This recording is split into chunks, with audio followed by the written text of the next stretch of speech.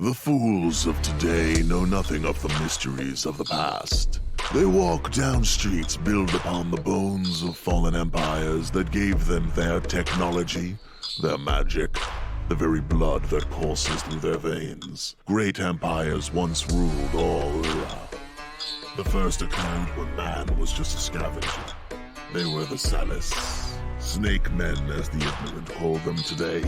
Their magic was strong, but dark, and connected to the foul outer gods. This connection would be their downfall as the outer gods charge a steep price for their knowledge. In the end, their dealings brought a cataclysm down upon Ura that nearly destroyed all life.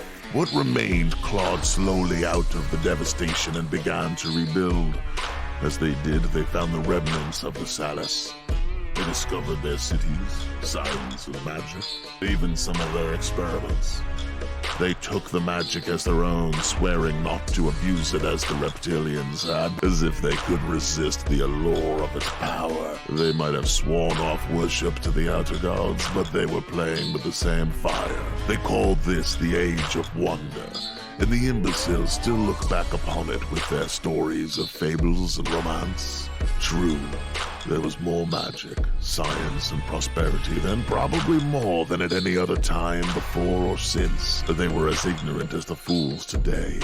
Their meddling led to the weakening of the weave between the worlds, and through this weakened weave, the Celestians were able to emerge. The Gilded Ones, with their beauty and perfection, soon took control of everything, and then began fighting amongst themselves and using man as their pawns.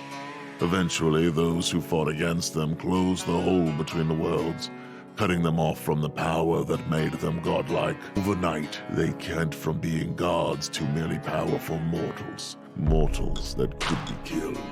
The last of the most recent follies from man was the unenlightened glory of Rosar. The greatest of man's empires, it stretched farther and more significant than any man's nations throughout history. The fools of Rosar believed themselves superior to all, and they pushed against all other races. They thought if they could force them into the worst corners of the world, or even exterminate them, they would have harmony in a perfect world. Little did the Dullards realize that man is his own worst enemy, and the empire crumbled before even 1,000 years had passed. Now Ura is a fractured land divided up between rival nations, dark magic, and the worshipping of foul gods is once more on the rise as the lessons of the past have all been forgotten. Now these fools will bring down the same calamities as their ancestors. And my fellows and I will watch and laugh. Oh, how we'll laugh.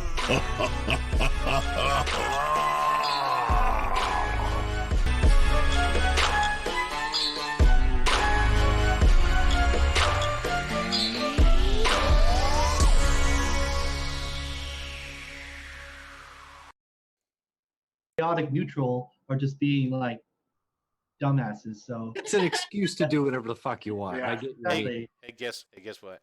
What up, dude? We're live. So we're muted. Speaking of chaotic neutral. No, we're not muted. Oh, Everybody okay. caught that chaotic neutrals for dumbasses. Truth. While Yeah. our DM Oh, that's just awesome. I don't know what chaotically you're talking threw us about. into the show. You know what? I 100% stand behind. And what it is there is a percentage of people out there that you are correct. They take chaotic neutral as the easy way out, and then that's what they do.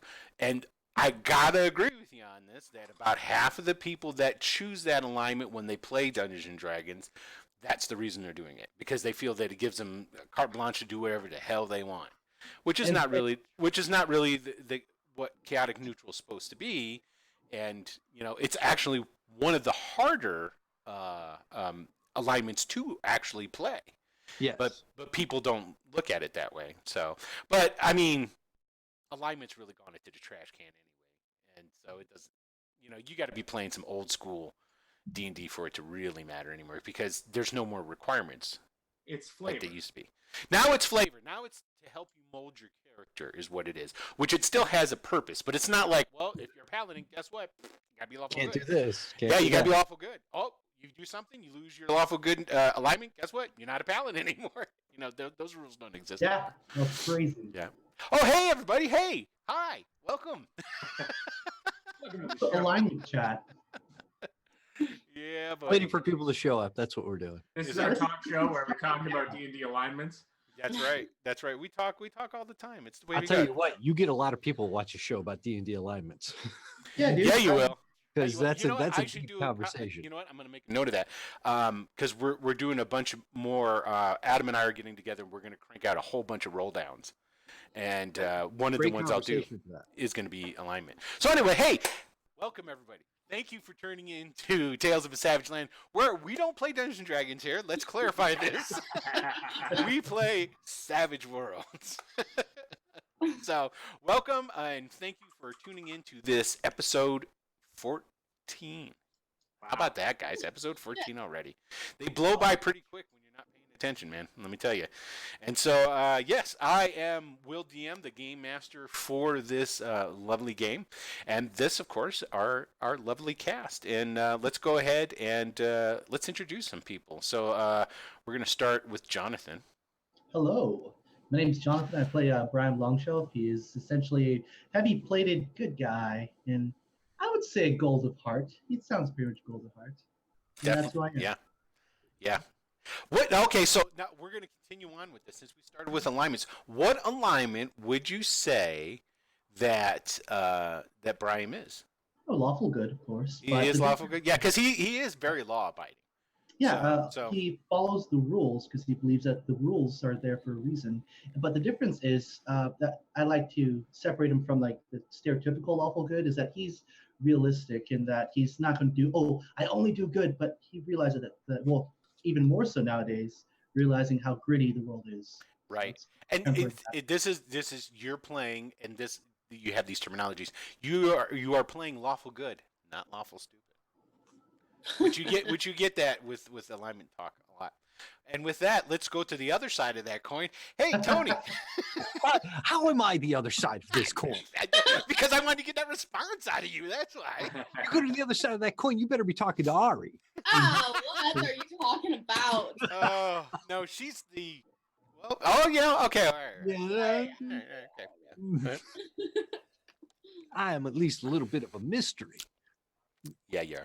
and a little more fluid in my beliefs every now and then. But hello, everybody. I'm Uncle Tony or Stupid Tony on Twitter. And follow me there because nobody follows me there.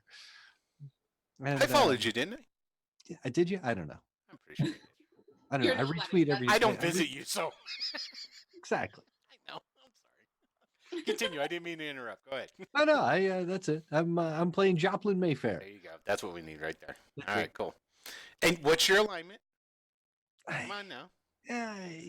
Yes, we're pressuring you into a corner. There's peer pressure in effect. I'm curious. Yeah. What is your interpretation?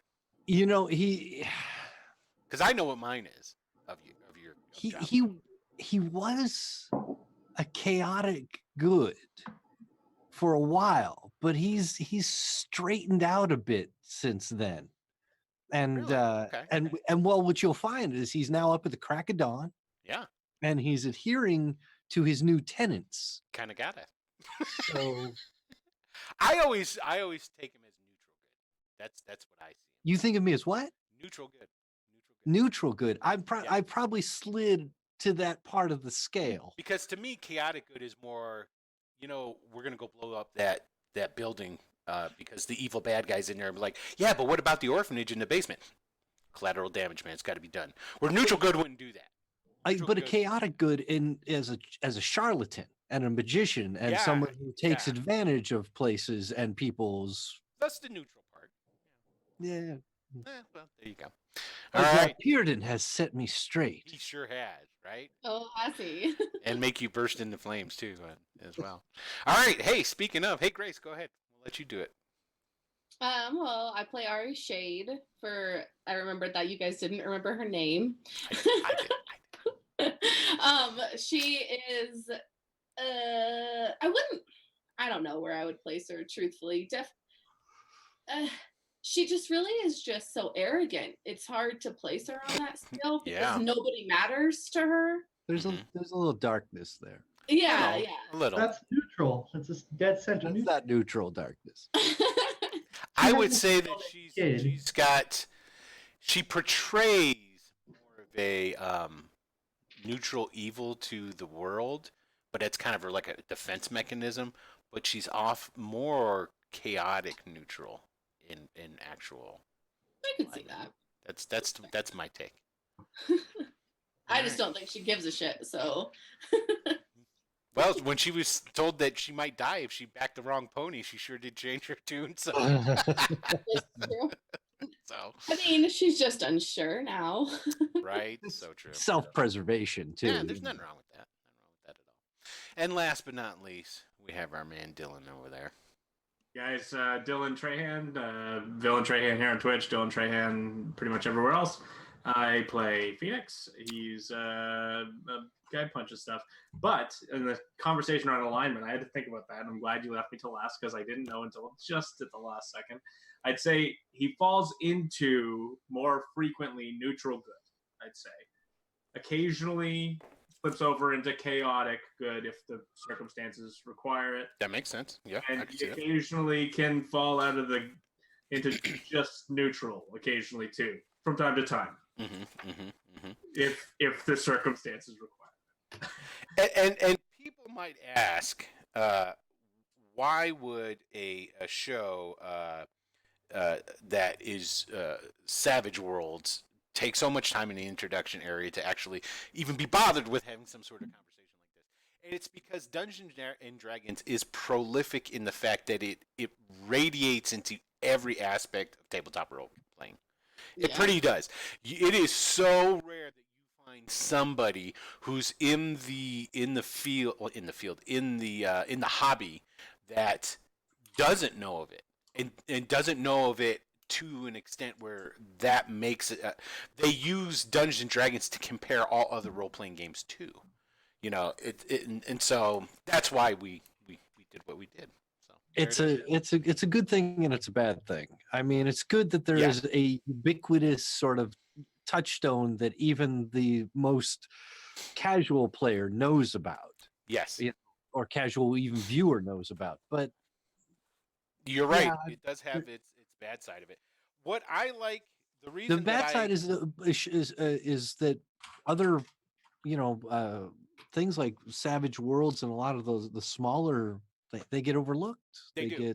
But you know what it is, and this is the gosh honest truth, because I started playing D&D back in '82. Okay, I think 81, 82 is when Prince William and Princess Diana got married. Is when I first started playing, and I think that's '82. On that wedding night? Yep, I was in the room. And I did know. I woke him up. It was like this. I was just rolling up characters at the time, but it's like, what the hell? You gotta keep yourself entertained, right? Yeah. Prince Charles. Okay, yeah, just check it. Yeah, so I'm pretty sure it was '82. You're making that weird. Oh, well, and D&D was my in. It was the gateway game into the world of tabletop role playing, and even in '82 there was a lot, because you have to understand that's the beginning of the role playing boom. Was the early '80s.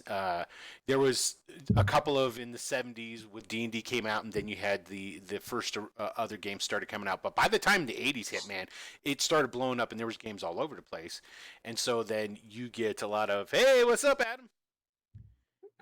Married his dead mother. Didn't you know that? Prince William. Did I say Prince William? Yeah, that's why I tried to clear that up. Oh, my bad. I understand now. Well, it's like you got me, I'm William, hey, what am I going to say, But, yeah, Charles, that's right. Tony had my back, man. He cleaned it up for me. It's all good. So, but it was a total gateway drug for me to get into start playing all these other games that I wound up playing. Like, I went from D&D, and then through the '80s, I played more Marvel Superheroes Face Rip game than I did D&D, by far. And then I played more Star Wars, which was the original West End, the original Star Wars one, and I did that too. So like D&D still has that effect today. people get into the game because they know of Dungeons and Dragons, and when they get into the game, that's why the whole OSR movement and all these other games that are out there can blow up like they do. Like, yeah, the next fantasy game I'm gonna run is gonna be the. Let me see, I just got it. But you must remember that Product showcase. you would.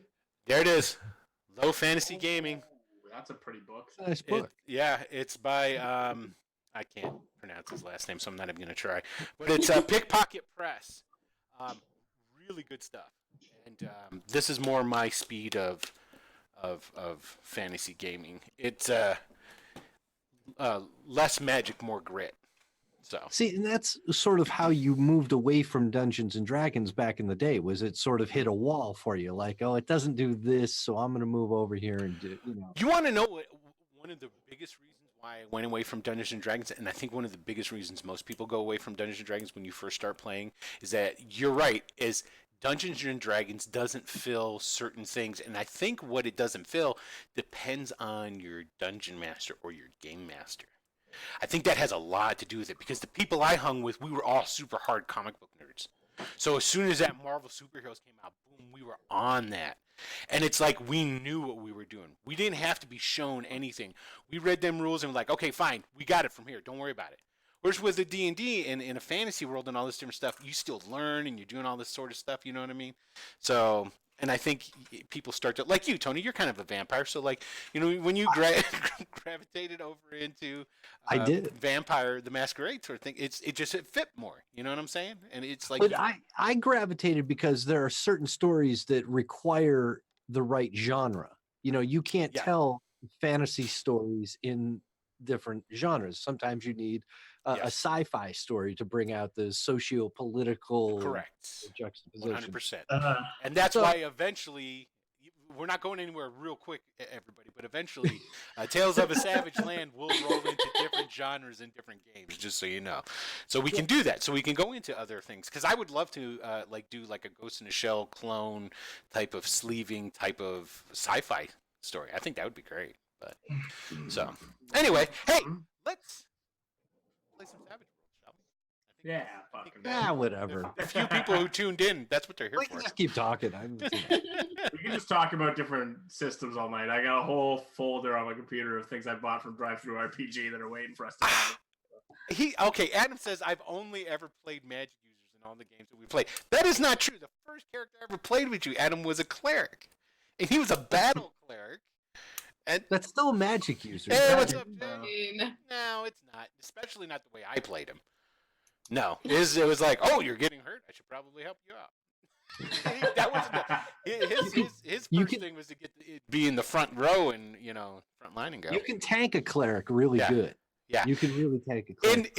In the current game that we're in, I've gone through 2 magic users that have died. But the reason I did this is because I was filling the holes in the group. You know, it's like, oh, I'll do this, I'll do that. Now I'm playing a barbarian, so there. I thought it was just me, but is Will your mic going in and out? 'Cause Is it I going said- in and out? I thought that was me. I thought it was Okay, just no, me. if it I is- thought it was me too. Okay, no, that might be true. So I'm going to change Probably my mic out. great. Everyone thought it was just No, We're all I'm gonna, polite and ignoring it. That's no. pretty nice. Somebody tell a story. I'm going to change my mic right quick. So just to go ahead. be fair, when I joined, it was happening, and I was the first one in. But I was in the middle of telling Will how I just set up my new audio mixing board, and I was expecting audio issues tonight. So I just assumed I was like, oh, so it has to be. But I'm not gonna be an asshole. He goes, can anyone else hear that? After I just told him I set up this new mixing board. Yeah, And- I may or may not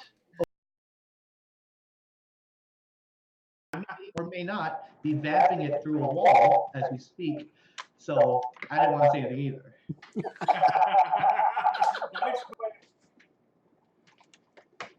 There's been like data glitches occasionally running across your screen. Like your connection's been fine, but occasionally it just looks like you're hacking in from a Russian server. Testing 1, 2, 3. No? Can't hear a word you're saying. Okay, I know what it is. I know what it is. Oh no. No, I know what it is. Wait, did he switch headphones? I think he did, but I also think he believes me when I told him I couldn't hear him. Oh, you can hear me? Oh, yes. He was playing that old joke. Of course, See, that's why I don't like these ones because I can't hear. You know how normally you get your own feedback in your ear and stuff. I don't get that on these, so I can't tell that I'm talking. That's why I hate these ones. And I bought a pair, and I was trying them out again, and I reconfigured some stuff. I'm like, I'm going to try these out again, and it's not working. Anyway, so hey, thanks for everybody. We're going to play some goddamn role playing right now. Okay. Oh my God. Oh, hey, chat saying you're super, super loud. It's both Adam and Iceless saying it, so maybe they're not lying. All right. What about now? Is that better when I take the mic away? I'm always loud, but I didn't Test- bring up the Twitch. testing. Still too loud. All right, I hold got on. my eye on it. Don't worry, guys. Okay, hold on a second. How I contribute. Say hello to Melenray for me. Yeah. Since I'm not on the Twitch. I don't think I haven't seen Melenray in the chat yet. Not yet. Oh, then I'm out of here then. Forsaken us. Show when she shows. All right. How's that going? Is that better then? It's Like- terrifyingly loud. It's still? it sounds fine to me, but I think as it translates through Twitch chat, it's It different. must be something on OBS. Are we all loud, chat? Am I loud? I realize that there's a delay, so by the time they answer, I won't know what they're answering. Right, exactly. Tell us if we're all loud. Okay. I've But just, look, they're all I loud. just switched Now. it. Is that better now that I've switched that? Well, don't talk quieter because that defeats normal voice. No more voice? Like I'm really good at rambling Pros. on. But just roll the new headset, so it's just Yeah, whenever I do a mic doesn't check, translate to us. No, I'm too quiet. Is that true? Okay, hold on. It's a sensitive thing. so No, there we I don't know go. if you can Odd. Adam. Yeah, we got Adam doing. He's not even damn producing tonight. This I is got- my favorite episode yet, and we haven't even started playing. Is that better or is that still too quiet? There has to be a middle ground here. somewhere. There- Turn it there- all the way up, but then let's. I just- feel bad for the people who are watching this later on YouTube and don't get to watch this chat go by because this is so entertaining. I know, right? Okay. How have we not been picked up for network Okay, yet? so is right? Honestly. So how's this now? Is that it's you say it still sucks there, Adam? Oh, that's not. No, let me see. I just, I am Constructive criticism, Adam. work the problem, dude. Work the problem. There it is. What about that? Because I'm in the settings on the audio, going through them right now. Unless it's me, does it look like Is our it still, and it's got poor sound quality on top of it. You sound good to me. All right, looks like we're doing it without DM tonight. Yep. Yeah, there you go, guys. Come on. Welcome to a freeform role-playing game. We got a lot of viewers now. Like, I guess they're really into technical difficulties. It must be that way. Here, hold on one Oh, second. That was let me go in here. We got a lot of viewers People are like now tweeting because to their they're friends really and into like, technical Just it's don't difficulties. know, like, it must be that way. Here, hold on one second. Users. That was let me go in huge fuck up going on. Yeah, And we're like actually, tweeting right to their Oh now. friends. my So- God. Okay, I got one more thing I'm gonna try, and then Tom, you're like chock full of stories, man. Grab one. Why would you do that? I was wondering. I was like, he can't be serious. I am in Oregon, and we are part of the Ring of Fire. So we've got mountains. Our mountains are volcanoes, and if you go back millions of years, they left lava tubes Do you So- mean down. like spelunking or diving as in water in a cave? No, not yes, no, just spelunking in a dry cave. Oh, okay. Uh, That's fine then. A little less crazy then. But there's a place just south of Bend, and it was like I want to say it was like 85 degrees outside in the desert, and it's high desert. But then you pull up to this spot in the middle of nowhere, and there's a little chain link fence and a metal staircase going down. Okay, hold on. How's this? How's this sound in there, chat? I think I've got multiple different volume settings that I have to mess with. Well, don't worry, you're gonna still get to hear Tony's the rest of the story. Better. Okay, cool. Okay, better. Awesome. All right, I see where I'm at. All right, okay, cool. Go ahead, finish the story, and then we're gonna play. You get to the top of the stairs, this metal staircase, and you, honest to God, get a cold breeze coming up at you. You go to the bottom of the stairs, and a little ways into the cave, it's like 40 degrees. And it Wow. goes a Yeah. mile in, and it gets pitch fucking black because you go around a couple of turns and you can't see the opening anymore. So my wife had to go to Walmart, pick up a couple of little headlamps that you wear up on your around your head. Here's the craziest part of this whole story. What would you imagine that a headlamp would cost? $15. $25. $25. I hear 25. I got $15. Do I hear other bets? One, I think I got it for like 30, but that's Canadian, so I don't know if that'll. 30 Canadian. What about you, Ari? What's your bet? Canadian. We'll go 12. $12. At Walmart, they were $1 a piece. Whoa! Did you buy one for everybody on the tour or what? They were $1 a piece, and they were in a locked cabinet because They're people $1 a would just piece. walk off with them all the time. Yeah. Why? They're $1. Because they're cool. Everybody wants to have a little light on their forehead. Come on, man. Low risk creature at that point. What's the risk? It's $1. Yeah. They can slap you. All right. We've been prolonged long enough with. We've been delinquent. Time for a break. Yes. It's Time for the break. I'm gonna go fill up my beer. yeah. So basically, I'll do the quickest of recaps. So basically, the characters all received letters from Arcanus. Yes, I always go that far back. But I was just going to say. hold on. And they had to perform 3 tests or tasks to get into the Arcanus. They performed all of them, but they weren't easy tasks. And now they found out after they were admitted into the Arcanus, the whole reason that they were given them is because, well, the Arcanus has been keeping tabs on them this whole time because there's something special about each and every one of them. They have a connection to what is called the weave, which is essentially the magical fabric throughout the universe. And so during this time, they kind of ran into, when they were doing their tasks, they went through and... Oh, is it still loud on me? Here, I think it's because we were yelling. Do I need to tell there them the it is. story? There it is. No, I just turned it down a little. And then what happened is that they went through, and while doing these tasks, they made enemies with a really big pirate organization called the Azure Brotherhood. And so what they've been trying to do is they've been trying to make amends with them. And they had this brilliant idea of having a gladiatorial event. And during the gladiatorial event, what will happen is they'll allow our man here, Joplin, who's going to enter into the gladiatorial event, and then they're going to let him take a dive. No, not me.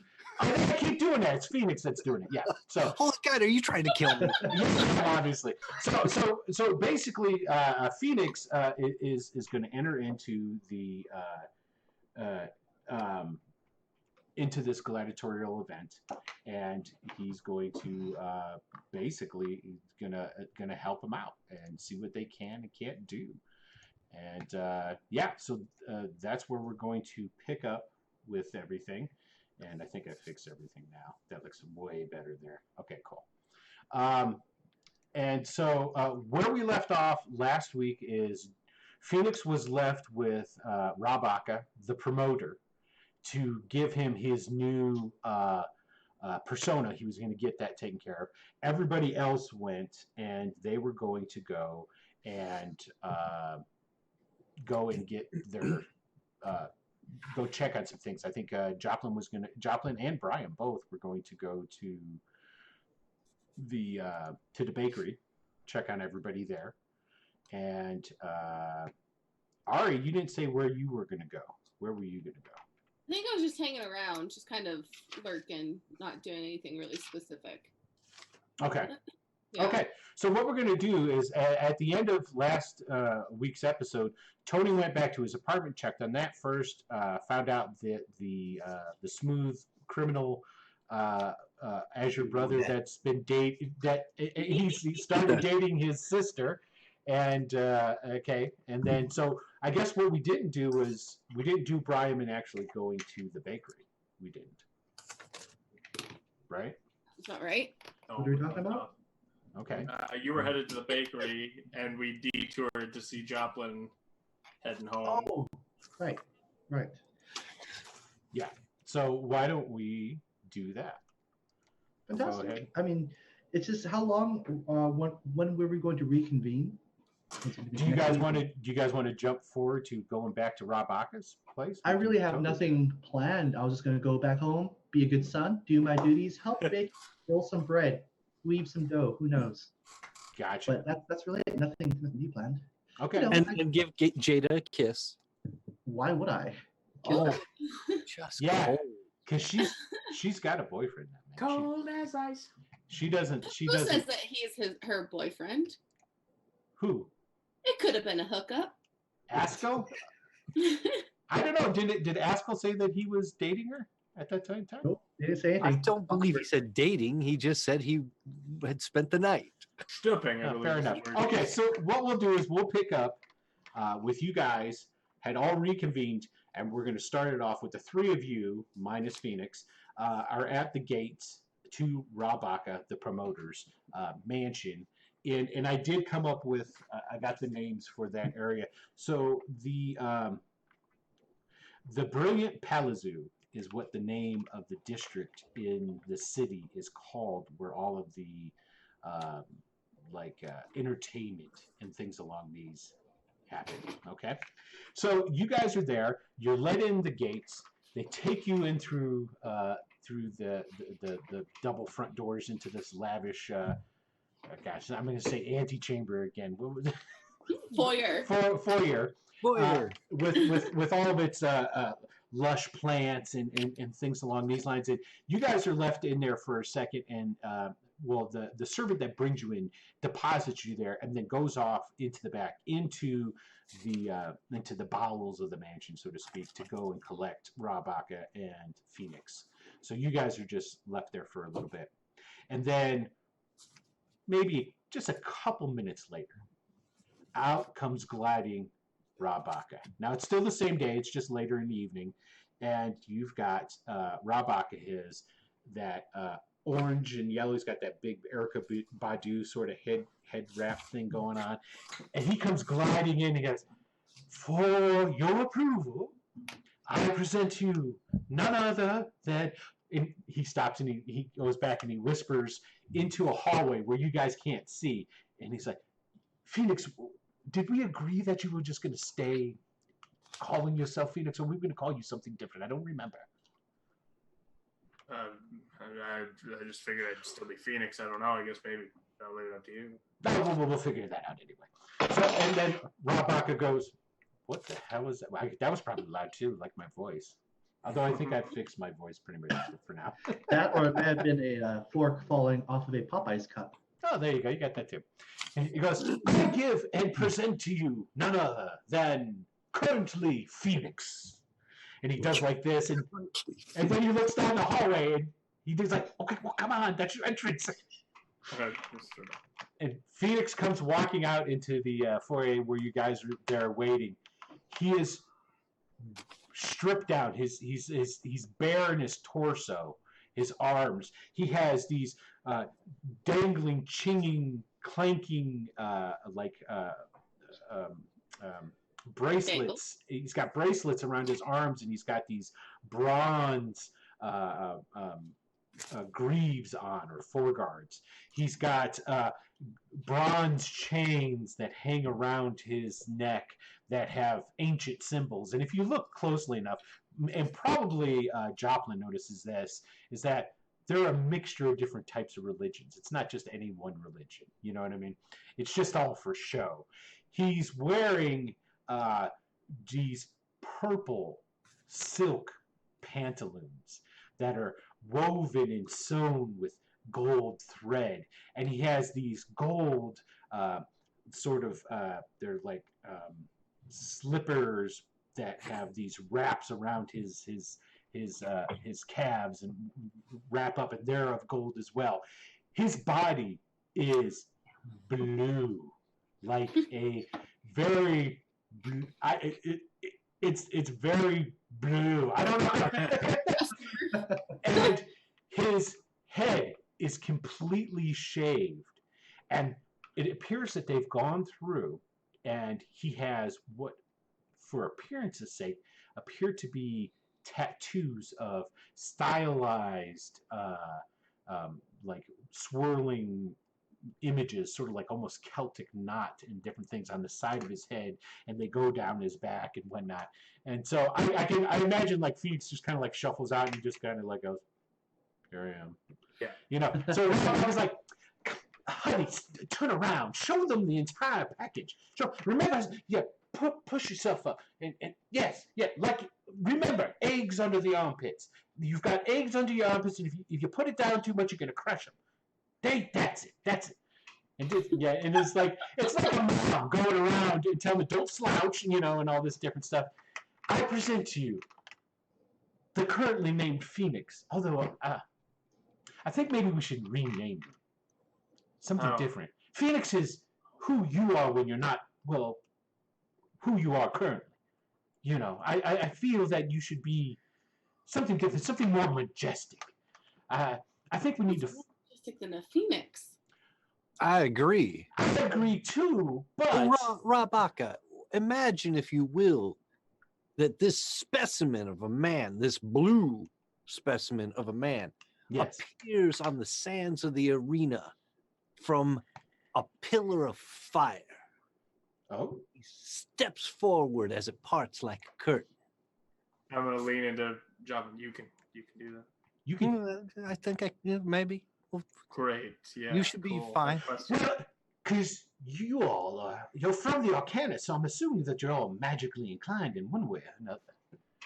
I'm saying we could make his appearance very dramatic, even if he doesn't appear it right now. Now, this is strictly my concern, and my concern is this. Phoenix was a person who existed before this magnificent creation we have here.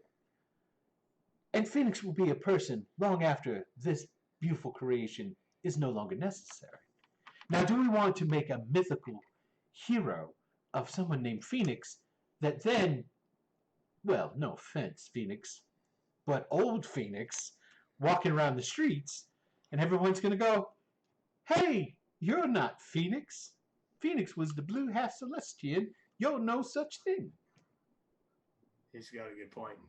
I'm just thinking of your life, provided you don't die. And of course, I'm praying to all the altars of all the gods and all of my temples within my house that doesn't happen. So I just hope that's what occurs. It's just That you don't die. Phoenix and fire go together very, very well, and that works for me. Now, hold on. I've given it some thought. What about this? He is the Chimera. Huh? That's a mythical beast. How about that? I mean, honey, and he pats you on your bare chest. Honey, it's your life after this. I was just trying to give you a little consideration. You know what, Chimera? Sure. What about Chimera? The Mighty Chimera.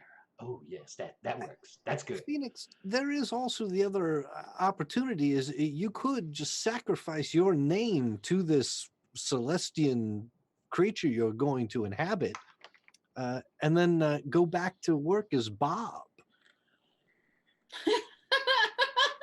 An unusual name. I don't think I've ever met him. But I'm just saying, you don't have to be Phoenix anymore out on the street. Your secret identity, as it were, could be completely what you decide it would be. You could choose your own name. You might enjoy being Phoenix, though, right, Phoenix? I think I'm gonna stay Phoenix. That seems like a lot more. I don't know that I want to sacrifice that just for this. All right, but just know Bob is in the wings if you need him. Or you could just be the Mighty Chimera. I'll go with the Mighty Chimera. You know what? Yeah. You're the promoter. You know how this stuff works. It is my job. It is my job. I know it. Yes. Thank you. I appreciate it.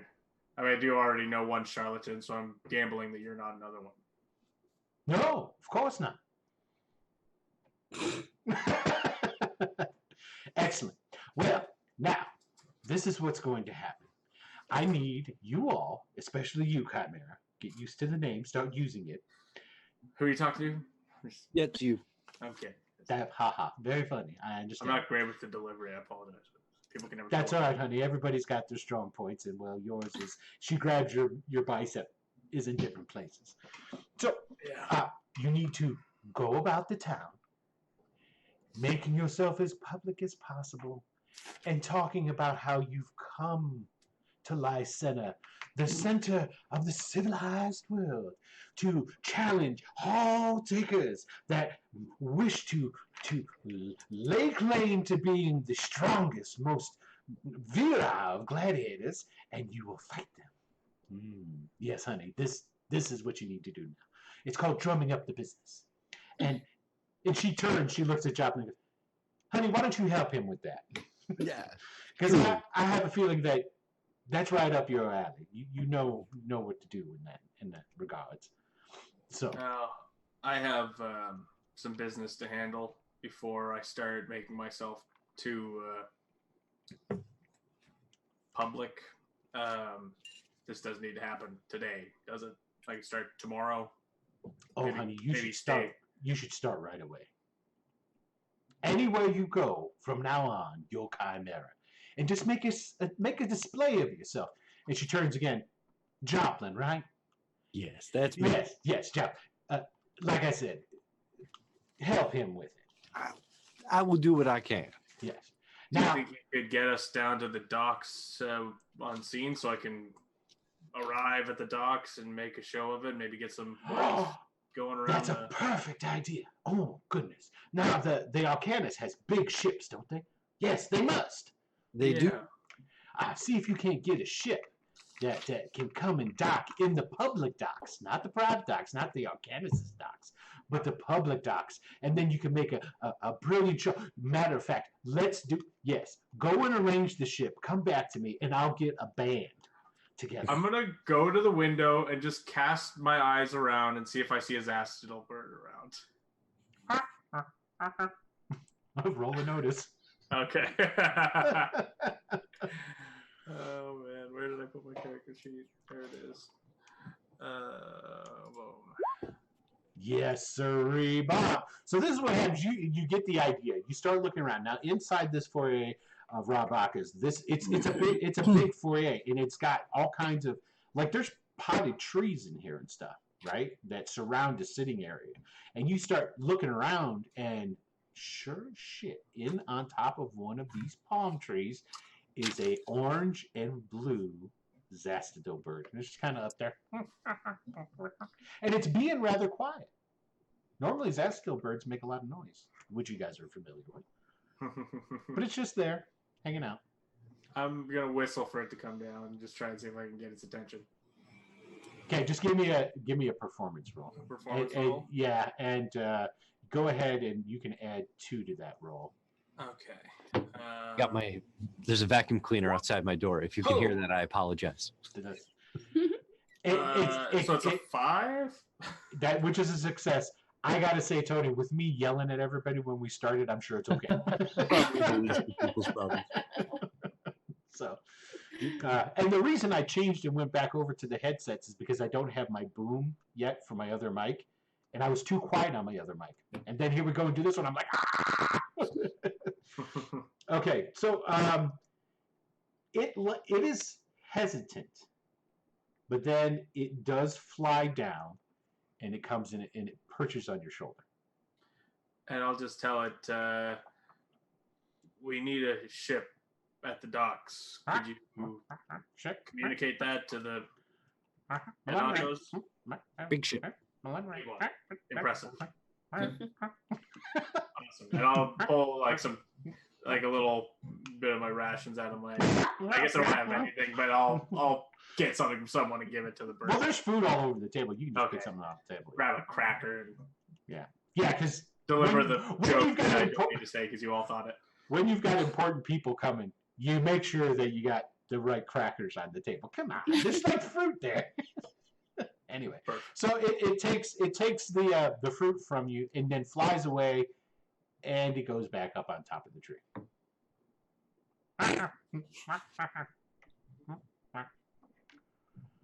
You think they don't? Maybe they don't control all those birds. Now, for all of those who are, if this is the first time that you've been watching, or if this is the first time you've listened to it, as this eventually becomes a podcast, Zastadil birds are birds that are used by the Arcanus, and the Arcanus is who they work for. And they're called the eyes and ears of the Arcanus. One of their jobs was actually to go to a place and release some Arcanus birds into the wild. And so they've come to understand that these birds collect information and relay it to essentially their bosses, is what it is. So that's why he's doing all this. So there you go. Should we risk it and just go down there and hope they got the message? I mean, maybe they don't have to fly back for them to get the message. Honey, why don't you all just go down Because then I have to go I'll give- outside looking like a blue guy. there? I have a cloak, a thin cloak. I know it's summer in the top, but it's almost sheer. It's a real light cotton. Here, hold on. And he goes back, gliding into the back. A couple minutes, comes back with this white ball of fabric and shakes it out and then like drapes it over you. And it's a big old white cloak, but it's thin. It's like like a super thin terry cloth. I don't know if you've ever seen that before. It's like if you were to hold it up to your eye, you could look through it, sort of thing. But it's enough to conceal you, and it has a hood that you can put over your now big, bald, blue, beautiful head. So Wait, he's bald now? Yep. yeah, they shaved his head. I Yeah, completely missed that part. yeah. And did you hear about all the gold tattoos he has all over him now? That's pretty sweet. Yeah, and they kind of, when the light catches them, they actually twinkle. Yeah, you know what? He looks like something out of the.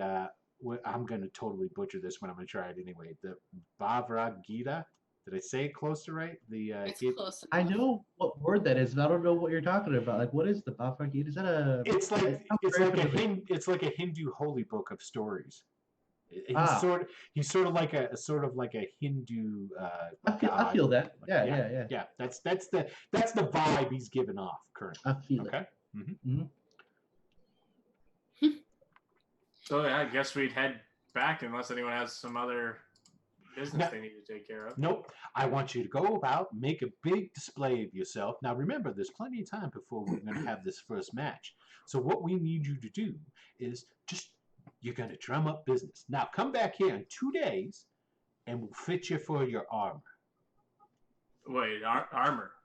Well, of course, you can't go into the arena without some sort of protection, son. Do you wear armor? I don't think he does. Well, I've never we'll figure worn something armor out. before. I don't think I really need it. I mean, Well, Well, maybe for this you do. You can never undervalue a strong plate. Says the Most- tin can. yeah, most of the gladiators that you're going to be fighting, my dear, they're going to be using weapons yeah, it's never. like swords that have a tendency to poke holes in things. Not if you don't get hit by him. Oh, that is right. Yes, and of course you're supposed to win these fights, so it shan't be a problem. I mean, it can't be too obvious, though. Yes, I mean, a lot of these gladiators, maybe they wake up on the wrong day. Maybe it's an errant swing, and never mind. We'll outfit you with a costume, a proper costume for the arena. How about that? Not necessarily armor, but a costume. Could you put some chain inside of a vest? Because dwarves won't do that. I found out. Dwarves? We did ask. Honey, dwarves? There's no such thing as dwarves, I swear. Right. Sorry. Like I said, I'm terrible at delivery with the jokes. Anyways, we gotta go by. All right. Start walking out the door, pulling the cloak over me. 2 days. Just come back in the morning, and All we'll get to work. Okay. Wait, Excellent. how permanent is all of this? Should he not touch any fabrics or not? Oh no, this is quite permanent. It'll take over a month for it to fully go away. Oh. And Rob Baca takes his hand and rubs it all across his chest and over the gold tattoos and stuff, and nothing comes off or anything like that. And Wow. then when he takes his hand away, he shows it to you and he goes, "See, nothing." Oh, well, Yeah. that's quite something. Mm-hmm. Oh, we know what we're doing. Don't know why I doubted you. All right. Well, 2 days. We'll be back in 2 days. Okay, excellent. All right, let's get this show on the road. Yeah. Cool. Okay. Okay. So Introduce our blue friend around. where are you gonna go? What are you gonna do? I say we find a boat to come in, just do a lap around the harbor, and Mm-hmm. maybe switch over into a bigger boat and come back in. I don't know, something. Well, Yeah, don't forget Ogre and the Arcanist. They backed you on this. They said, sure, this sounds like a good idea if not all of you are in jeopardy of dying. And so Let's take advantage of their generosity, I think. Yeah. Let's do it. Let's live the lap of luxury for a few days, and They'd be the can ones. be my entourage. You need to arrive in a ship far better than their champion. Well, that might be a little expensive, don't you think? I think got one sitting around somewhere, right? They sent one out to pick us up, right? It was a big Exactly. ship. If it's the Arcanist, then yes, maybe. Arcanist. I don't think we can afford. Pretty This nice. this is a battle for the soul of the city, you understand? That's what people see, what people believe, and who they cheer for. It's going to be the difference between the city backing the Arcanus as their champion or trusting the Brotherhood. It just occurred to me, are we maybe swaying the tide of public opinion toward the guy we're trying to keep from taking over the world? Which one at this point? That's a good point, yeah. I mean, Okay, well, hold on. You mentioned you want the city to cheer for us, but we're intentionally going to lose at the end. you know my thoughts. I do not think that should happen, but let's not talk about that here. Phoenix, is that going to happen? Yeah, are you going to go through that plan of us taking the dive, letting the Azure Brotherhood take all the money, and in exchange, we walk free of all the troubles? I do not think we will. I know I carry myself like a cock of the walk, but I don't get too caught up in matters of the ego. I don't care if I'd have to take the fall, I'll take the fall. But See, if it means that we're going to lose something more valuable on a grand scale, then I guess maybe I don't take the fall. But are we outside of Rabaka's place? Or are we still there? We're walking I assume around. we're Yeah, walking. you tell me. Were you guys walking I and think we're talking? walking Yeah. around. We're walking around. Okay. We're Okay, on so our way. you guys are outside. You're walking, and you're. Where are you going? It's just I think, To the Arcanus, I think. yeah. Let's head to the Arcanus. Okay, so you guys are Slowly going to the walking Arcanus. and having this conversation because I think it's important that we all are on the same page here. All right, so Phoenix, you're 50-50, can do either. Joplin, you don't think we should. I think we should. That's one half for should, one half for should not. Ari, you know I'm going to look at you now. We owe nothing to the Brotherhood. We don't need to boost their ego. Or their coffers. They will make a lot of money off of this. How else do you think we should get them off our back? I got a plan. Is it the same as last time? Burning the place to the ground. Every single one of them. They seem, and I don't use this word, but decentralized. They don't seem to have. They don't seem to have one main place they all hang out. If we burn down one, there are hundreds of ships on this sea that are gonna. I will get as many of them as I can. Not that easy, Joplin. I think we have to, as one of those great stories you like, Brian, so much. Remember the one that says, "Today I settled all the family business." Sure. That's what we need to do. We need to settle all the family business all at once. What family business? I mean, they're being a nuisance, but it's not like they're killed anyone's family. As far as they know, I think we're the killers here. Which we aren't. We haven't killed anyone, and I don't I've want to killed him. kill anyone, Joplin. I will defer to the group, but I do not believe that us going along with this plan gets the Brotherhood off our back. I think There will be nothing but a down payment for more services.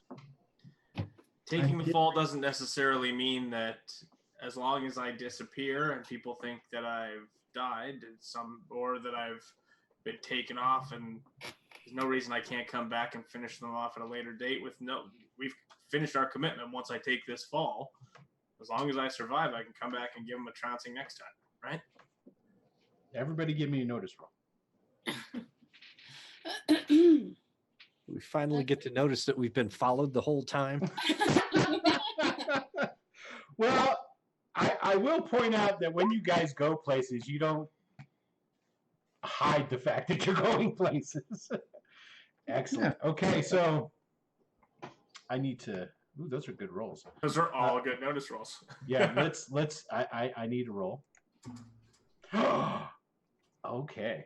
Contested though. Oh, With yeah. Joplins.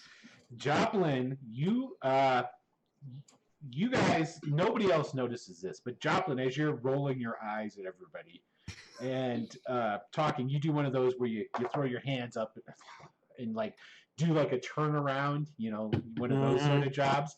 And as you do that, you notice just as you do that, a figure moves behind, because where you guys are at in the entertainment district, while there's all the streets and whatnot in this part of the city are very broad and grand.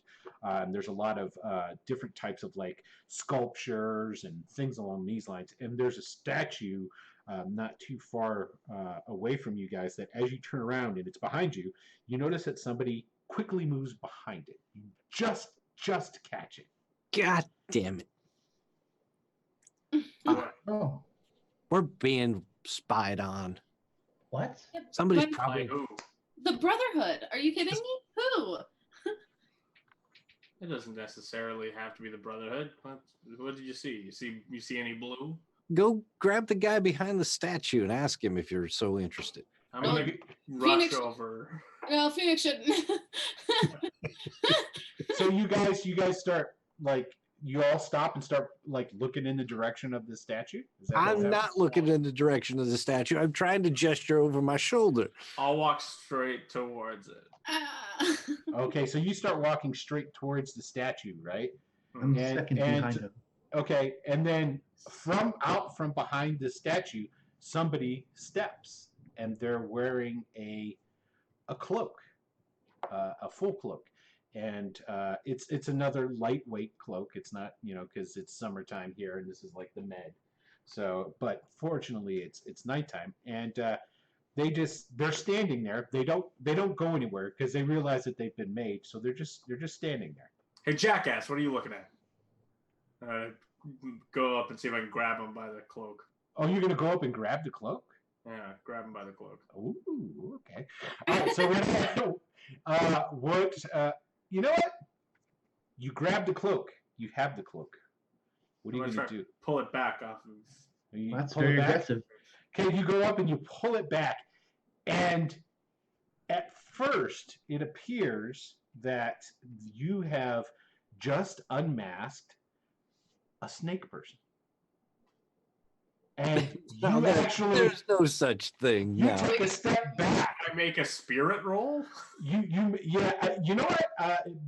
Go ahead and give a spirit roll. Everybody can give me a Why are you spirit roll. asking these questions? I feel It's like a great question. Everybody give me a spirit roll right quick. I I make did a not death pass roll? that. I God failed damn that. it, Phoenix. Is this a death roll to see if I die? No, Joplin's good. Ari's good. Phoenix not so good. Phoenix, you kind of like jump back. And Brian, of course, the ever stalwart Brian, who's not afraid of shit. If it's He a just fear, kinda it's 13, actually. Yeah. So, and it takes a second for it to register in your head that it's not actually a snake person. It's a person with tattoos.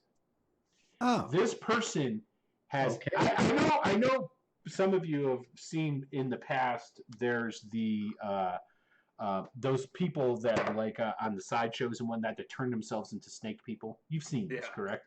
They have full body tattoos of scales all over themselves. They split their tongue and all this different stuff. Just like that. No hair, full body tattoo of scales. They're colored in. Their body is all green, and they smile and they flick out a forked tongue at you real quick. Yeah. You know what's amazing? I used to look exactly like this. Yeah. And they go, This is what you've been reminiscing about the 80s? Yeah. Yeah. Oh, yeah, good times. yeah, good times, baby. Why are you The Good calling times. tats, the forked tongue. Yeah, man. Leather pants too, right? Yeah. And the person that's under there, it's kind of like a small, wiry guy. And he goes, I see you've seen me. Yes, Oh. asshole. What the fuck? What are you? What is Why are you following us? Everybody give me now a common knowledge roll. Why are you tatted up like that? I don't know why this guy looks like this at all. I got it. Neither do I. That's just pride. Wow, only Joplin makes Which the makes roll. sense. I did. Yeah, with your wild eye, man. Yeah, everybody else failed, and you're kind of like, what the hell? Joplin, you know, and you've heard of these guys because, well, for one, you've kind of mixed in a lot of the different peoples, you know, rubbed elbows with some more shadier individuals over your career. Those rumors are not true. There is a group, a cult. It's the cult of the snake, and they worship the Salus. Okay, do you guys remember the Salus? It's in the opening video. You don't eat Oh, salads. It was the Oh, apocalypse. Gods. Got it. The The age of s- Salus was the apocalypse time. Yes, the Salus are the oldest known race of Ura. They were the first intelligent race. They were the first race to make magic. All this different stuff. All other races come after them, and they're supposedly extinct. Okay, it's the time of wonder was when man had come and crawled out and stopped being hunter-gatherers and all this different stuff and found all of the old Salus magics. That's the time of wonder and all that stuff. Is this man actually Salus, or is he just No, a human who He's has just a human. He's just a human. You can done tell. all this modification? to You can himself? tell. The only person that still thinks he's a snake guy is Phoenix. Damn it, I almost did it again. Phoenix is the only one that's still like weirded out by the guy, but it's obvious he's just a human that's been done up. You know, he's wearing only sandals and a loincloth. That's all he's wearing, and Oh, that cloak that's that he a had lot, on. man. Yeah. So. Okay. Let's get this cloak off. What? Well, Are the, you the, guys- hood, the hood's back and it's open, and he's just standing there and he's smiling. He flicks his forked tongue out again. You guys, what is, am I the only one who sees this? He's fine. My little snake friend. And he seems to take pleasure in the fact that it's creeping Phoenix the hell out. Now he goes, yes, blue boy, why don't you show me yours? The fuck? Who are you? What are you? What? Somebody deal with this. What do you want from us? We're just, well, we heard that there was going to be a champion that's going to take all comers. And, well, we, the people of the snake, we have our own champion, Stellus. Yes, and he will, he will You fight. should have picked a name for your champion with less S's in it. No, Hey, that's that's what we do. We try to get everything that we can lisp on. We're snake people. very fair. So, well, in 2 days' time, you'll have your chance. Now, if Yes. there's anything you want from us, speak now. We'll be on our way. I'm not hindering you. Tell us Please, about your continue. champion. Well, you guys can do another common knowledge roll. Well, I was asking him to tell Can I us. say- But you guys might know. He told you his name. Oh, okay. Well, I mean, hey, I'll roll, or we can roll. Sure. Stellus. I got 5, man. Okay. Anybody who just makes a regular success, and the name is on the list. That's all of us. Okay, so yeah, there's this gladiator that probably most of you just thought that it was part of his shtick. Was he's like this little dude? He's all tatted up and to make himself look like a snake and whatnot. But maybe he is part of the snake cult. Maybe. Yeah. Cool. You're fucking creeping me out. Can we go? He flicks his tongue at you again. Our snake friend, why are you following us? To see the champion.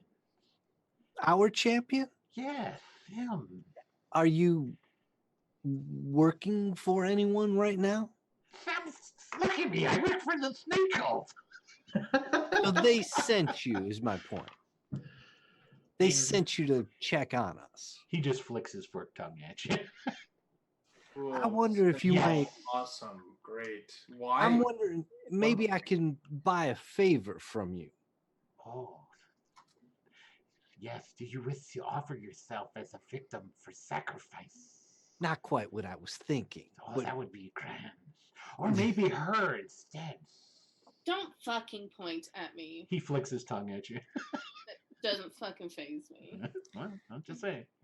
That's what he did. there's coin in it for you. Quite a bit, in fact. If you would report to your superiors things that, We well, I don't need know. no coin. No coin? No. What do you need, young snake man? To find the proper rituals to bring the Salus back. Where we will be their servants and help them to a glory that has been unfounded. I'm spilling all over the place. Now, Trying to talk we like are that. members. We are members of the Arcanus. Yes.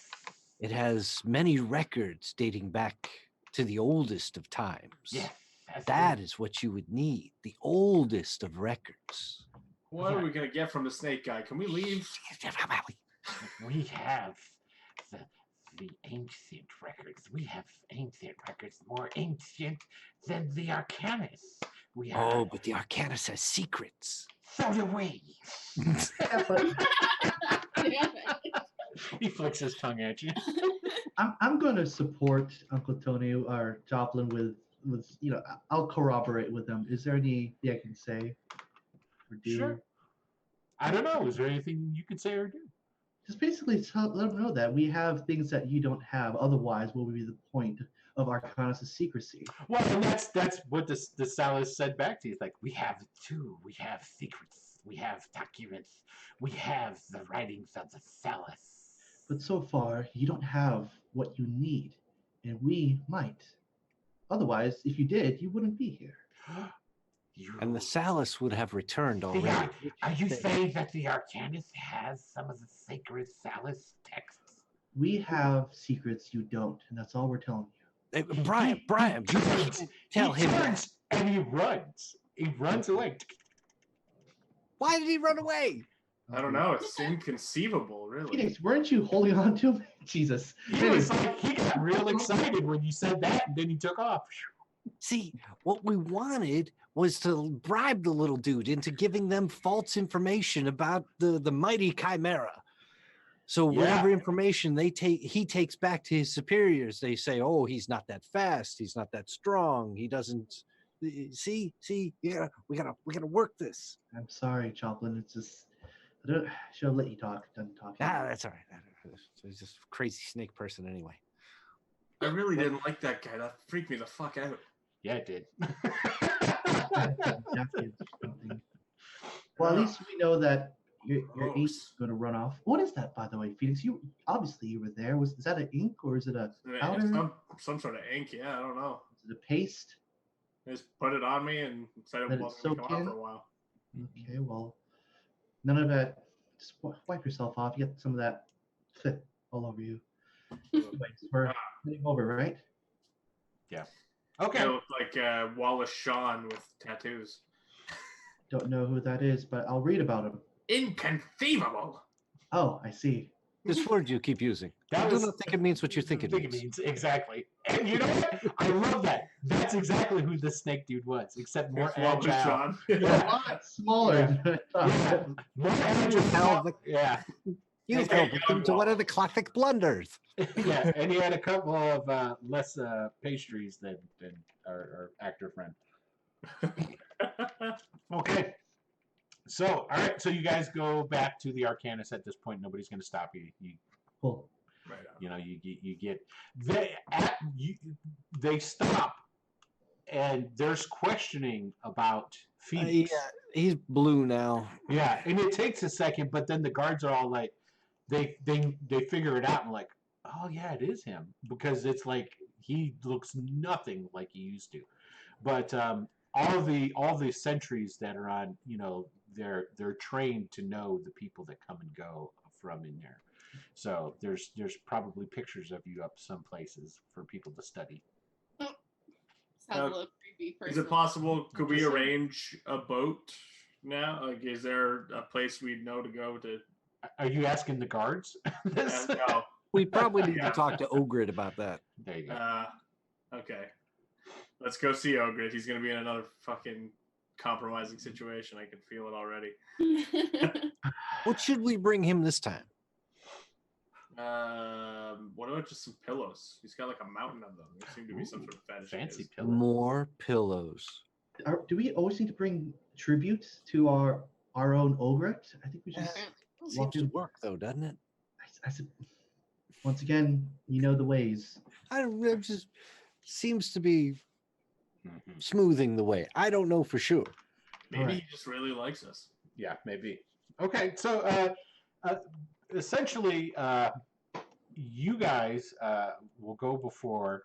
Now, I guess what I need to ask is, how much of this week do you want to actually role play out? Because it's quite I a bit of have time. one thing that I believe, if I've been keeping track of the days correctly in game, is this evening.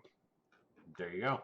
Other than that, I don't have anything else I need to actually stop and role play through. But Okay, what about anybody else?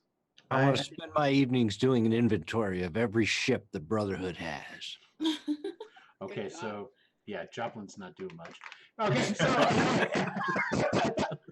Okay, so basically, you guys meet with Ogre, and Ogre agrees to help facilitate the facade, because part of the deal was that was sold to the Arcanus about this whole wacky thing is that you were going to pretend to be a half Celestine to try and help, you know, bring Azael out of the woodwork. Although Azael, but they're still down with it, you know, because they're trying to find Azael as well. And yeah, The big ship, though, right? oh yeah, big, Yeah. big, wonderful ship. Yeah. So what they'll do is they'll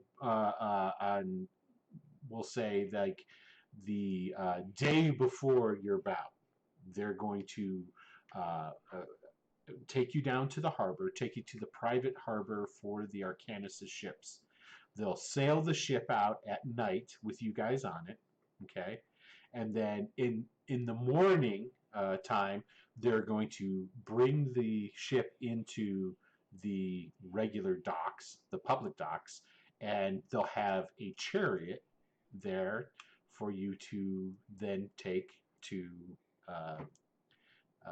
Rabaka's house. That's what Ogrid will set up. I know we are in the time before explosives and stuff, but are there such things as fireworks?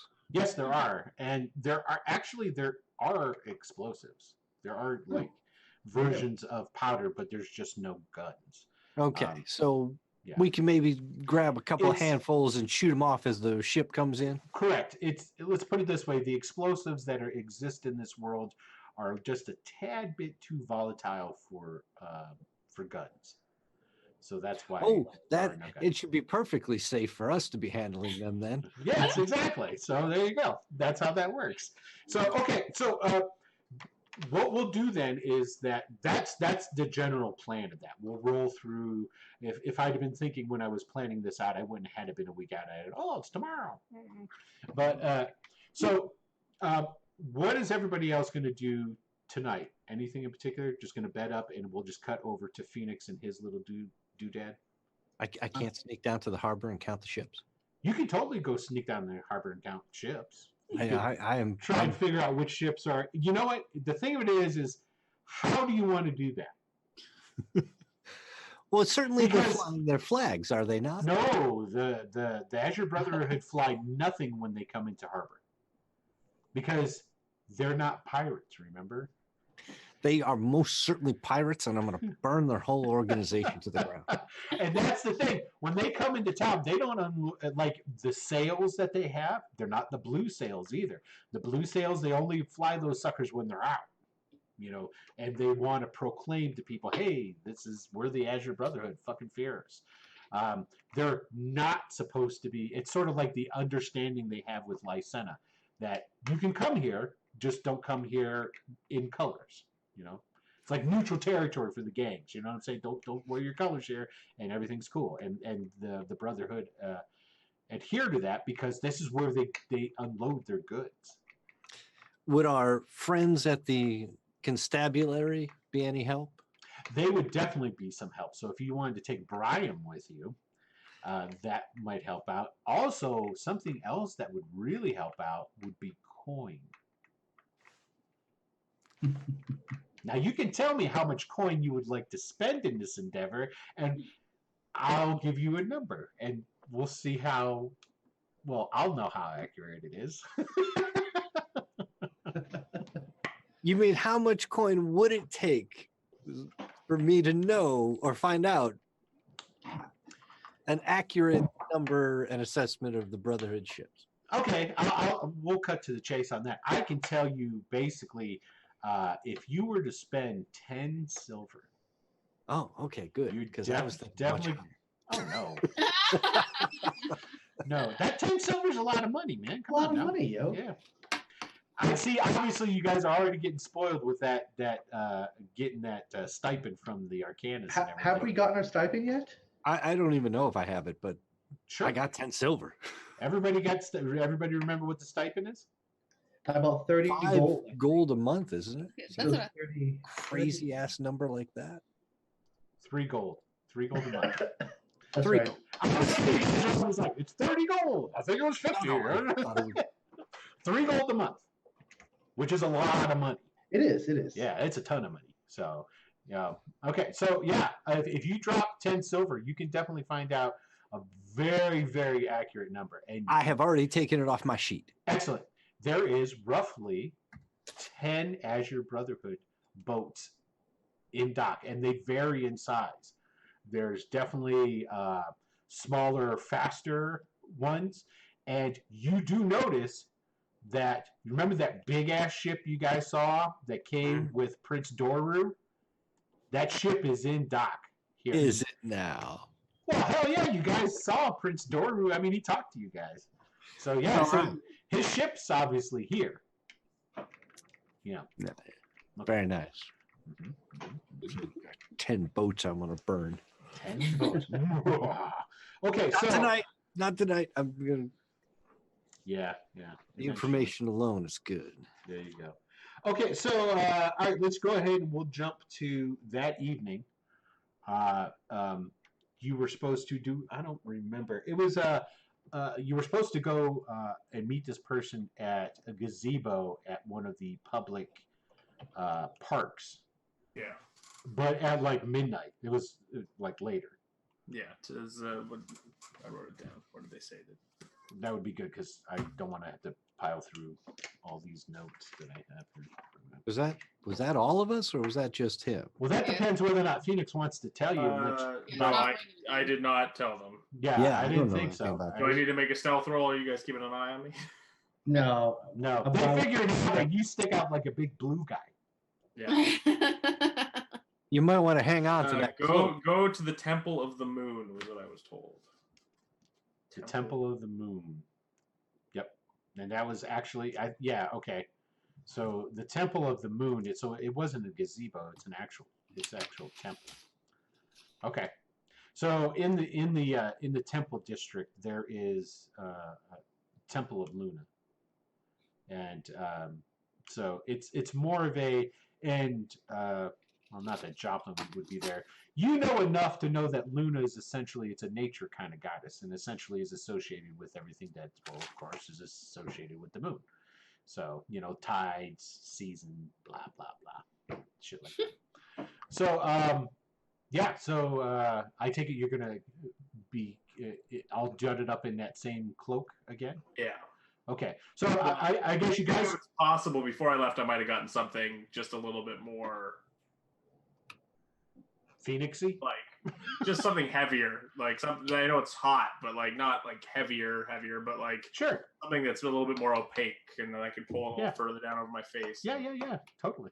You can get one of those. You can talk to what's her bucket, Mona. Cool. Even she would hook you up. She's on duty in the nighttime. So.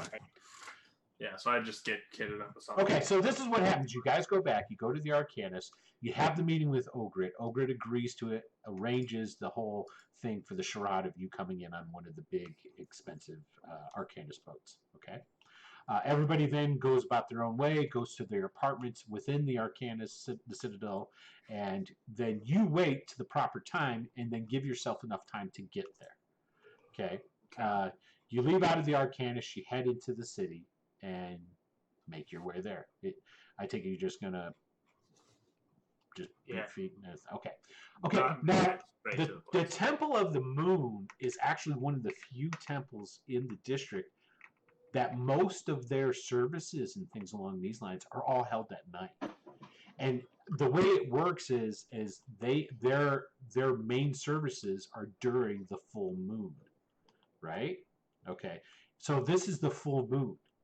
Thus was the whole setup for it is right now. Okay, so you make your way into the temple district, which is pretty quiet. There's nothing really going on.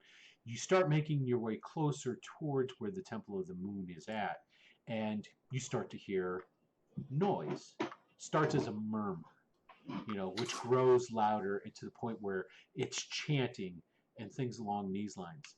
Now, the Temple of the Moon itself is more of an oval, domed sort of deal, and it's got these, marble stairs that go up to two large double doors, which are currently open to the night air, and there's light that is flooding out of the temple doors. And I'll say you go up to those stairs, and then what are you going to do? Because basically, what you're hearing is people.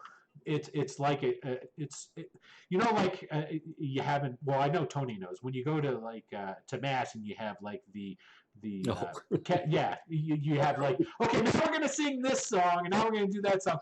But with this, what they have is it's sort of like a chant that they'll do, and it's like and it echoes off the interior, and it's sort of like the Gregorian chants in its drone. I'll make my way up, but I'm going to try and be stealthy. I want to try and avoid being noticed coming up to just peek through the You better hope you door. don't need us. Go ahead and give me a stealth roll. Man, it would suck if you got beat up and couldn't fight in the I am going to use a Benny on that stealth. I think you should, since you rolled a 1 and a 2. There you go. You got a 5, which is a success. Hold on a second. Is he gonna roll a notice against you? Oh, good. There you go. Okay, so you make your way up, and you're sort of like in the shadow of where the light comes out, and it descends and cascades down the stairs out into the the street. But like over to the sides of where the doors are open, there is shadow. And so you kind of just go and you're standing like right, I guess, on the side. Now, are you looking in?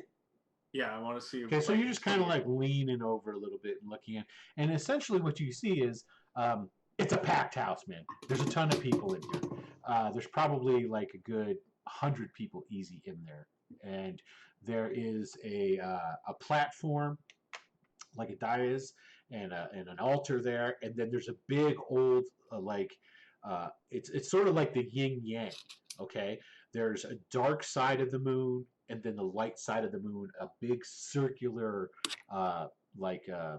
sculpture of the symbol of Luna.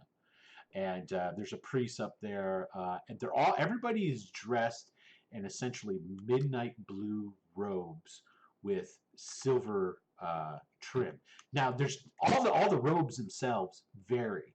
It's sort of like a good way of thinking of it is like when you go to the Middle East and there's burqas and things along these lines, and but it's not like a uniform. Like some people can have them designed different and things along these lines. So you can tell whether this person's probably got some money because it's highly embroidered and highly decorated, whereas this one is extremely plain, and it looks like gray trimming and not actually silver. You see what I'm saying? So there's a mix of all types of different people and what have you in there, and no one is looking back towards you. They're all in talking. I'll go in, and I'm gonna try and stand at the back and just see if I'm just gonna go stand at the back and see if I can blend in and just watch. Okay. Wait for. Are you something. still going to try to be stealthful in how you're getting in there? I mean, it's bright, it's well lit. There's Try, yes. Okay. I'm gonna try. Just to be nonchalant, you know. Yeah. You don't want to like do like where you're walking and you kick something over or something. Yeah, exactly. No, I'm trying to draw attention to myself. Not a problem. You feel okay. You're doing a good job. So you come in through the doors, and to the right and to the left. As soon as you walk in, there's people standing there. They're offset so that you couldn't see them until you came in, and they're both standing there, and they have silver bowls in their hands. And when you come in, they just kind of like turn towards you. Now you look down into the bowls. There's coins. I'll pull a copper out of my Copper. cloak. Copper. And I'll Excellent. See, he's break learning. it in half. Oh, And I'll break it again. You know, like I'm thinking the moon, the silver of the moon. It's a great moment, but it'll be hilarious if it's supposed to be a silver. But who knows? there's coppers in there and stuff. Oh, okay, good. The guy who's holding the bowl, okay, you can see his features. They're a little bit shaded because he's got the hood up, but it's just some Shanish guy, you know, and he's like watching you, and then as you start breaking the coin, he kind of just goes, really? I poked one quarter of the copper in there, and I shoved the other half in my pocket, and I'm still keeping the cloak over my base so that it's. And he just kind of goes, oh, and make then, my way to the back of the crowd. okay, now, like I said, it's almost a completely packed house, but there is one empty seat on like a back pew, because it's very similar to like the Catholic setup with you got all the pews, you got them on the right, you got them on the left, and on like the very back pew, at the end even, there's one empty space. I'm gonna go sit in the empty space. Okay, you go. Is that one of those fold-out knee bars that they have at Catholic churches too, so you can kneel? Kneel down? No, it doesn't happen. I'm not gonna rip off the Catholics that much, okay? So, Why not? Come on. a little book full of songs no one knows the melody to. right? Yeah. What I should have them doing is, instead of it being like a drone, there should be definitely some people that are doing the chants off key, really bad. Ieus Domine, Domina eius requiem. There it is, Mac. Okay, so you go in, you sit down on the bench, right? And as you sit down on the bench and like scoot back, get yourself a little bit comfortable, try to like, close in on yourself. Now, Phoenix is not a small guy, right? I mean, he's not huge, but he's not a small guy. Like so around average height, but larger, slightly larger than average build, I suppose. So yeah, he sticks out from a crowd. Okay, so The person you sit next to is a woman. And as she turns and looks at you, she's very pale, slim, dark raven black hair. You see a couple of the strands falling down across in front of her face and her eyes. Very dark brown eyes, almost like black. And she looks at you and she smiles. Oh, Hi. How's it hi. going? It's going well. And the voice, as soon as she starts speaking, you recognize the voice. It's the voice of the person that was in that dream that you had. You know, it's. You remember her name? It's Yannette, is what she told you. Yannette is what I wrote down shadow person, and then I clearly wrote the question mark next to it because I couldn't remember what her name is. Yeah, her name is Yannette, and she goes, "I'm so glad that you decided to come." Yeah, I had to think about it a little bit. We're supposed to be talking right now. It seems like everyone's doing their. Oh, don't worry about that. And she like makes a sign in front of her, like in front of her face and what have you. And as she does it, wisps of black, like smoke, come off of her fingers and like trace an outline. And as she does it, then it dissipates and it fades away. It just feel free to speak however you wish. No one will hear us. No one will know. And everything else is happening. It's still happening. You still hear it. It's like some crazy person told you. It's like, I just put us in a magic bubble and no one can see us now. You know, it's like, okay, but because everything's still happening like normal. I'm just gonna sort of like lean forward to the like person in front of me and go like, "Hey, hey." Tony, do your chant. Well, with the Eus Domine, Hey. Dona Eus Requiem. All right, I'll buy it. What am I here for? Well, I'm glad that you feel at ease now. Well, of course, we're going to speak more about your being a descendant and joining us. I already joined some people. I don't know that I'm allowed to do two at the same time. I think it's kind of like an exclusive members sort of thing. But we had you first. The blood that runs through your veins is the Shah. It has always been there. It's been there since your ancestors, and it has been passed down. Well, if it's there, then I suppose it's like it's like being Shanish or whatever, you know. Yes, that is a good way of looking at it. Cool. Now, there's two ways for a descendant to be, well, for lack of a better term, activated. One is on the day of reckoning, which is not yet. We are not ready. So, cool. That won't be how you will awaken. But then there is the the awakening that is voluntary, whereas partial, where we will allow you to tap into the latent abilities of the Shah that reside within you. Like what? What am I be able to do? Make people deaf?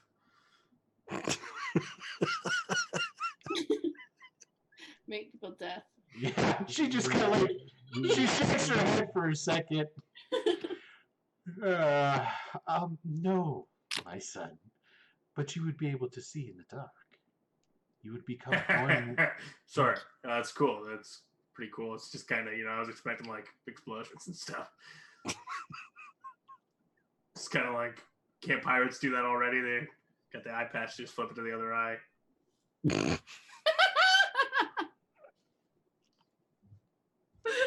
This is going to be harder than I thought.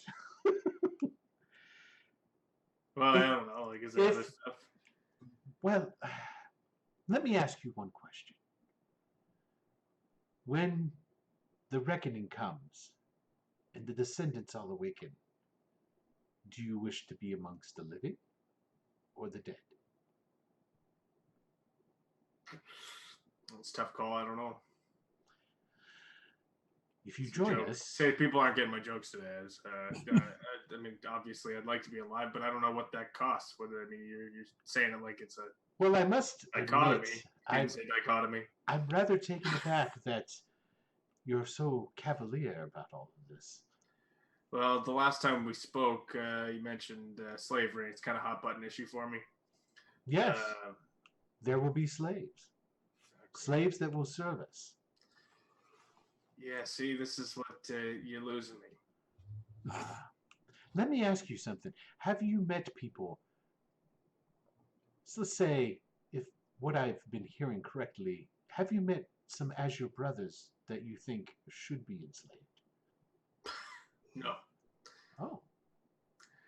Listen, I think there's a lot to be said for a chain gang for a couple of weeks, get a guy worked in, show him a hard day's work, but I don't think slavery is the way to go. No. Well, I guess we're done here. She stands up, she puts her hand on your shoulder, and she goes, well, if the reckoning happens during your lifetime, then we will see you then. If the reckoning does not happen during your lifetime, we will see either your children or your grandchildren or whoever else that you might bear as your offspring. If you want to make me see in the dark, I don't know. Maybe I'll try it on for a week or something. There is no trying on. Cool. All right. Good talk. She does the thing with her hand again, and the smoke goes, blah, blah, blah, blah, and she goes, be well, Phoenix. You too. Sorry, I didn't get your name. It was Yanni, was it? I don't think my name matters anymore. Cool. You're a real winner. I like you. You're gonna go far with this whole reckoning thing. I can already feel it. All right, bye. And before she finishes leaving, there it is right there. That's the name I need. She go, yes, I'm sure Alcala will know well that you turned us down. And then she just walks away. I look at my book.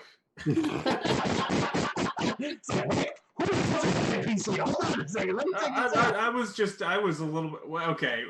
She caught me there. I turned around. I thought Alcala doesn't like me because of you. So I mean, this should solve that. Actually, so screw you. Yes, this will solve that. I'm sure that he'll believe what you say over others. Goodbye, Phoenix. Others? What others? Hold on. Okay, well. She keeps walking at this point. Of course, yeah. You get the last word. Nice. Oh, she's gonna get the last word. She's a bad guy. I just sort of, as I'm walking out, I'm gonna just sort of walk back by the bowl and grab my coppers. Put it back. You're standing there with the bowl. You're just gonna reach in and grab your coppers out of the bowl. Coppers.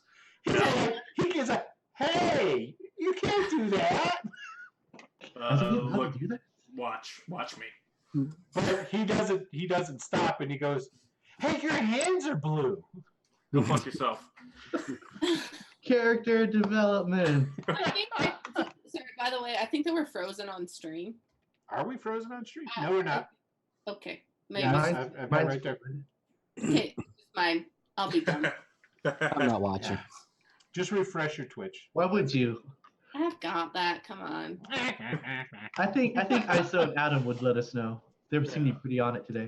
No, Adam's probably gone. He just showed up to bust my balls for a little bit and then leave. That's what he does. He's good like that. Okay, cool. All right, so so that's the end of that then. So then you go back to the Arcanus and go to sleep. So what we're going to do now, before we get into the whole pomp and circumstance of a boat ride, a chariot ride, and then what comes next, we're going to go ahead and take a quick break. We're going to so if you need to get your snackages and your beverages on, have to use the restroom, what have you, we'll be right back. And who knows, maybe in the second half we'll even get Phoenix into the the Mighty Chimera. The Mighty Chimera. into the arena, get him down on the sands. Who knows? Could happen. It could be the start. So, all right, we'll be right back. You know what? I did it again. I always do this. And I was listening to the other day when I was putting together the podcasts, and every time, because I have to go in and edit it before we go into the break. Right. And I say that almost every time because I never have it fucking ready. So, with that having been said, everyone, we'll be right back. Mhm.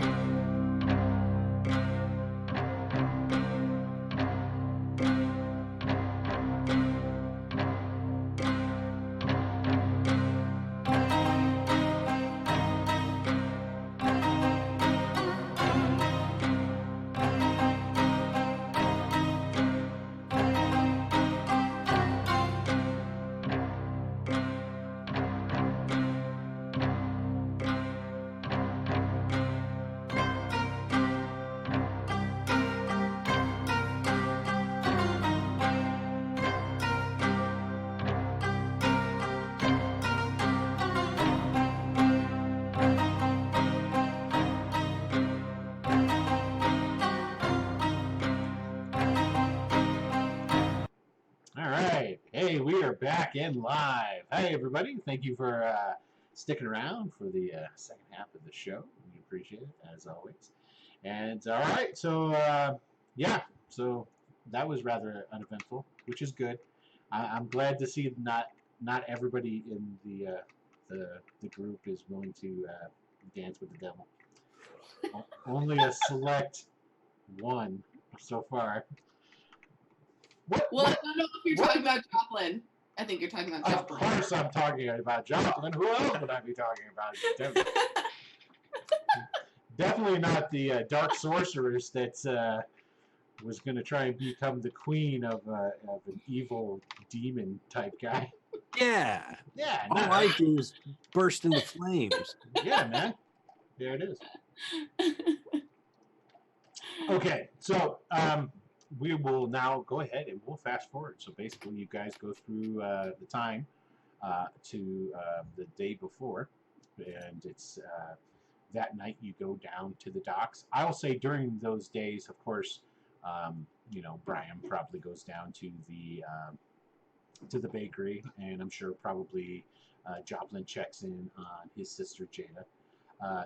Jada is dating Gaskell. I thought his name was Askar. No, No, the Askar guy was the other one. Okay, got confused. Okay, we're good. Yeah, Askar guy is the swordsman.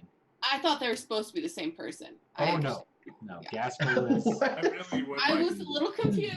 It's good that we get that cleared up. No, Askar guy is he's the swordsman that knows Sindra Agrita. Is who that is. Drunk, and Yes. I really hope we get. Hey Frank, what's up, man? Glad that you made it for the second half, brother. Heck yeah. Frank Creed in the house.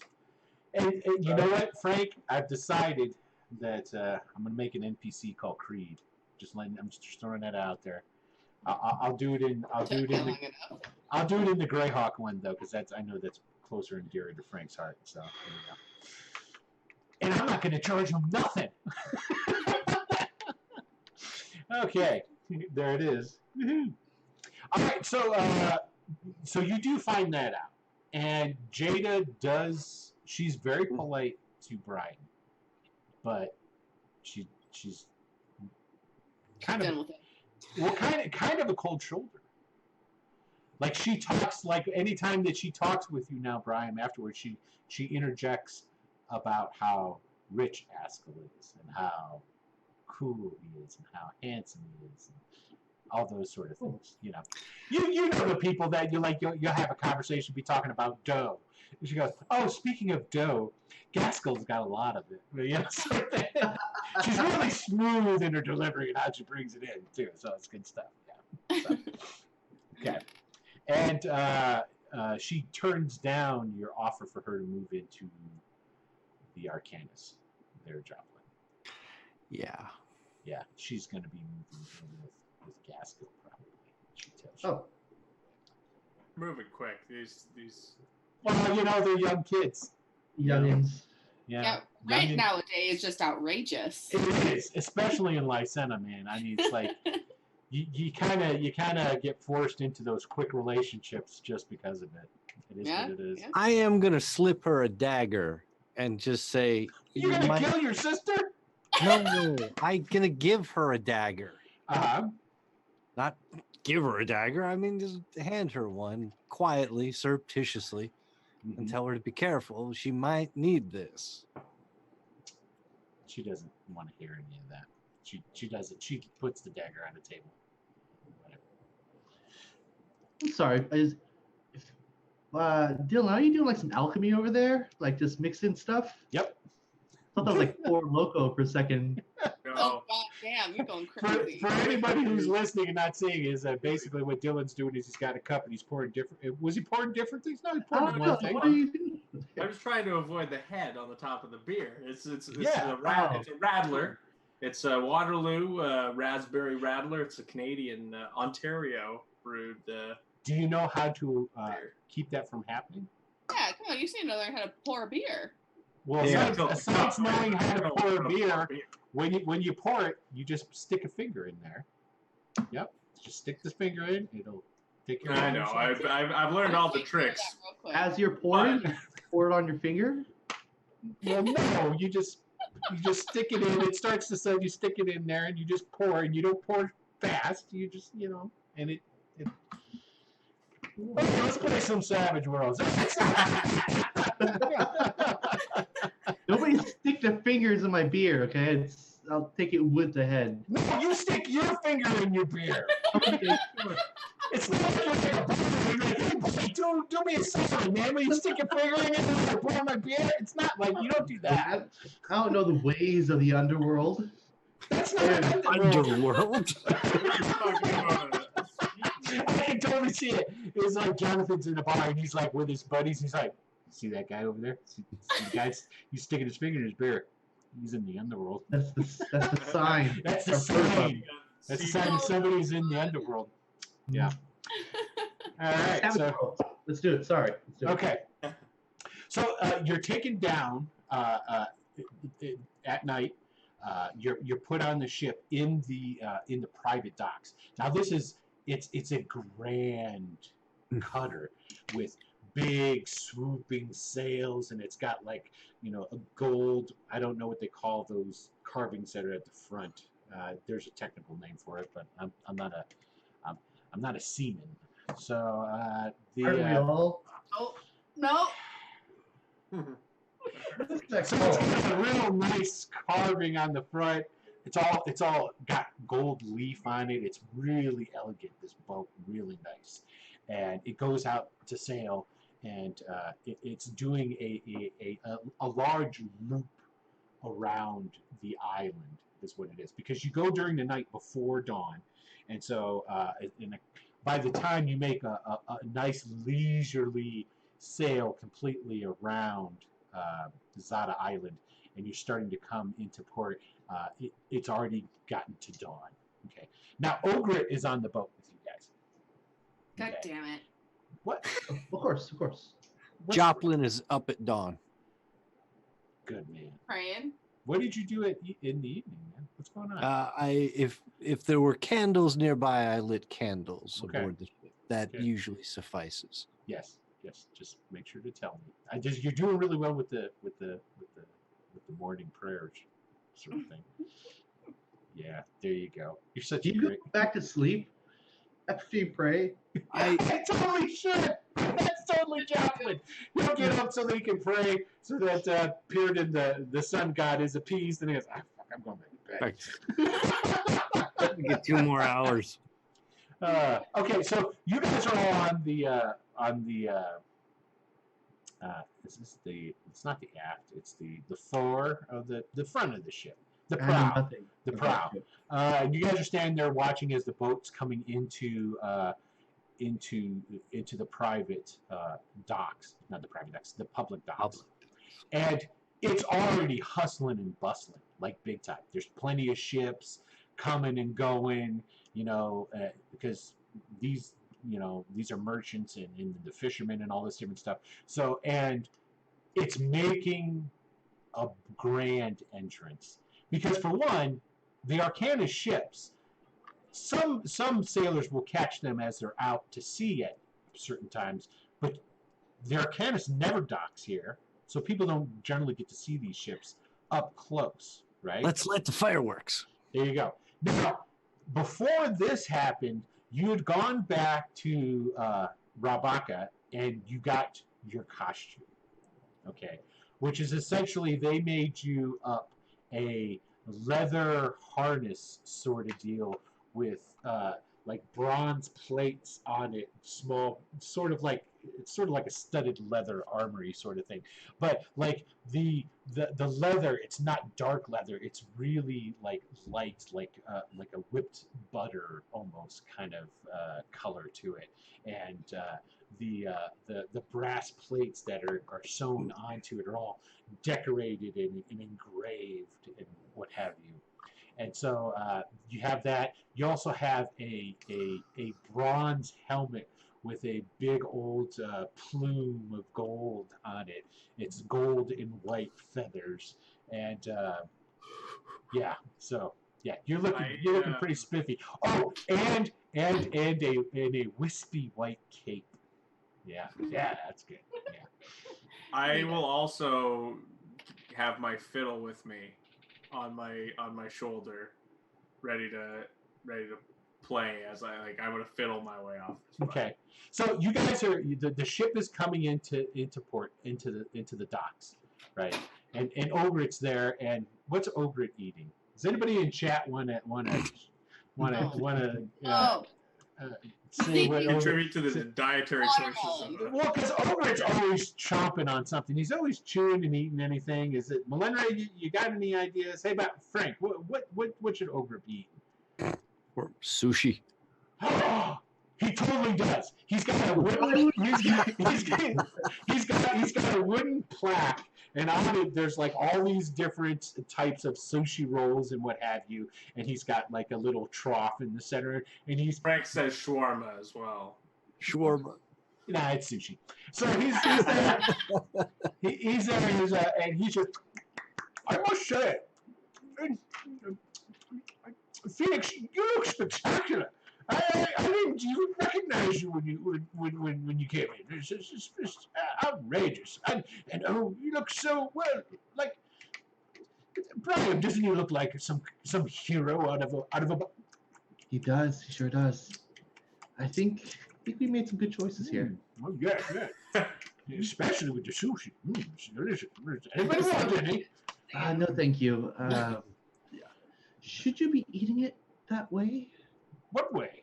With his fingers? Because he's not using it. He's just like. I mean, I can just toast that for you right quick. What are you talking about? No. There's this wonderful man, a Finn. He came over and he was showing us how to. Oh, it's just spectacular. He does this. Look. See what's wrapped around this one? That's seaweed. Can you believe it? You mean stuff that we scrape off the hull? It's delicious. You should try some. No, I'm quite all right. Thank you. All right, fine. It's up to you. Now, of course, now the chariot's going to be waiting for you, and then we'll move at a meandering pace, and we're going to go down the through the main thoroughfare of the city, of course, and then when we get to the entertainment district, the brilliant Palazzo, we're going to go down the Palisade Way. Yes, isn't that exciting? Now, the Palisade Way is essentially this grand avenue that runs down the middle of the entertainment district. Okay, and it goes directly to the Coliseum, the Hippodrome. All these different places are along this grand avenue, and they have parades and all kinds of different shit that they hold on this, right? And during the major games, what they'll do is, like all the major gladiators and stuff, they'll kind of like, there's a procession of them and stuff. So they're going to give you like your own private kind of walk through. So the boat pulls into dock, and there's already a huge crowd of people and onlookers and gawkers and different fishermen and merchants that are there. And you notice that there is a gilded chariot down below, and there's a squadron of 12 Arcanus horsemen. Okay, remember those guys I told you that looked like conquistadors? They had the steel breastplates and the steel helms and what have you. There's 12 of those guys, 6 riding in front, 6 riding in behind. It's like set up, ready to go. And the first 4 that are in front have horns, and then there's 2 guys that have drums that are on the horses, and then you go back, there's some guys that have some flutes, and then some more drums. Okay, so the boat gets in, goes through the tying up, mooring, then they drop the gangplank, and Ogret looks up at Phoenix and goes, "Oh, I guess I should just start calling you the Mighty Chimera now. I think that ride is waiting for you, sir." Ogret, Yes. You sure you Just a want some matter of- sushi? This sushi's delicious. Yes, I have a thing This for one's got. broth. I don't know what this one's got in it, but it's kind of spicy. But this one's sweet. If someone had an introduction prepared, what would be the appropriate time to introduce him? Is it on the sands of the arena, or is it stepping off the boat right now? Well, that's completely up to you. I would say this is uncharted territory for me, and most Well, gladiators don't have so much pomp and circumstance behind them. But we do today, don't we? And there's 3 white stallions down there, and he points at him and goes, "Oh, and by the way, hold on. Oh, that was one of the spicy ones. Oh, dear." And he turns to one of his serving girls that is on the ship with him, gets a goblet of something, some honeyed wine, and drinks right. Oh, that's better. And those horses, those are for you 3. Yes, so you can ride behind and look properly popped, I guess, is the term. That was a joke. Anyway, so yes, do I ride? I don't. I do you know how to ride? I would love to. I know what a horse is. Oh, well, it's quite easy. You just I hope so. there's I think it's called a shoe, and you put your foot in it, and then you swing your other foot over, and then you sit on the beast, and then you probably tell it to go, and it goes. So what we're figuring out now is you also don't know how to ride a horse. Oh no, I never ride horses. Ghastly things. The beasts are huge. No. Now don't forget, Ogre's like 4'5". He's just a tiny little dude. Phoenix, at what point would you like to step through a curtain of fire and introduce yourself? Oh my! Maybe you should clear the dock area first and make sure nothing down there's going to combust. You didn't say anything about. Well, although that would be quite good. You know what? I know it's hard to believe, but hold on a moment. Damn. I can't believe there's any of that sushi left. Dude, this big wood platter's huge. And when he clears a spot, one of his 2 serving girls that are always around, one of them comes and puts more sushi on things for him. What? And he goes, I know a little magic myself. I'm known as the master of illusions in the Arcanus. Did you know that? It's true. I can do a little something. I've got it. Don't worry. When you go down, just turn around and give me the thumbs up, and I'll do something spectacular. Yes. Right. Okay, we'll go. This is for you. Hey, Joplin, boy, you could always just ride in the chariot if you wanted with me, and just do some talking and. Oh, that's a great idea. Yes. Keeping, Because there is a driver for the chariot, but the chariot's big enough that you could actually fit all of you in the chariot if you wanted to. That might be the thing to do. Is an entourage. You're my hype man. You get everyone hyped because I. Well, and you gotta admit that Brian actually looks pretty hunky dory. Right along. Yeah, because he's got that dark armor that the dwarf guys gave him. And Ari can make some smoke swirl around and stuff, make us look like a bunch of badasses. You see, they're already just putting you to work. Didn't ask you, just say, hey, lady, do what the magic. if I have to wear the shiny jacket. Yeah, no. Yeah. She's the only one who if you wanted to reliably do magic. Yeah, no, I will say, if you wanted to have a little spiffy Dulio to Joplin, that Rob Aka would hook you up. I've got my mirrored jacket. I was gonna say, if you wanted like something with some sweet ass sequin sort of thing or whatever, he could hook you up. Just saying. I'm okay. good. All right. Okay. So what are you guys doing? The boat's there. The gangplank's down. The horses down there are shitting and getting impatient, and the crowd's just get on my horse. Yeah, I'll head down. I'm gonna start playing the violin the moment I hit the gangplank. Though. All right. Give me a performance roll. Yeah. Yes. You got the impatient. And I'll be behind him with a whoop, whoop, whoop, whoop, whoop, whoop. When the wrestlers go to the ring, doesn't the hype man go first? I can. I'm just saying, that's the way I always see it. But okay, so Okay, so you've got a 6. Yes, so you're playing fine. You're playing not a problem. It's but as soon as you get onto the gangplank, the guys who have the horns that are on the horses go, they do that thing and and it's like kind of drowns out your fiddle. I keep playing. Okay, yeah. It's more for the show. For the Yeah, show. yeah. And then as they start doing that, then the drums like chime in. Dum, dum, dum, dum, dum, dum, dum, dum, dum. Yes. Okay, and then Ari, what are you doing? Are you still on the boat? What's going on? So I'm gonna follow behind. Get on the horse. I'm not getting on the chariot. I want to distance myself a decent amount. Wow. I'll do what I can to contribute to the pomp. Okay, so everybody gets down. You guys get on the chariot. I do have a question. Are you going to play the fiddle while riding in the chariot? Okay. Give me an agility roll there.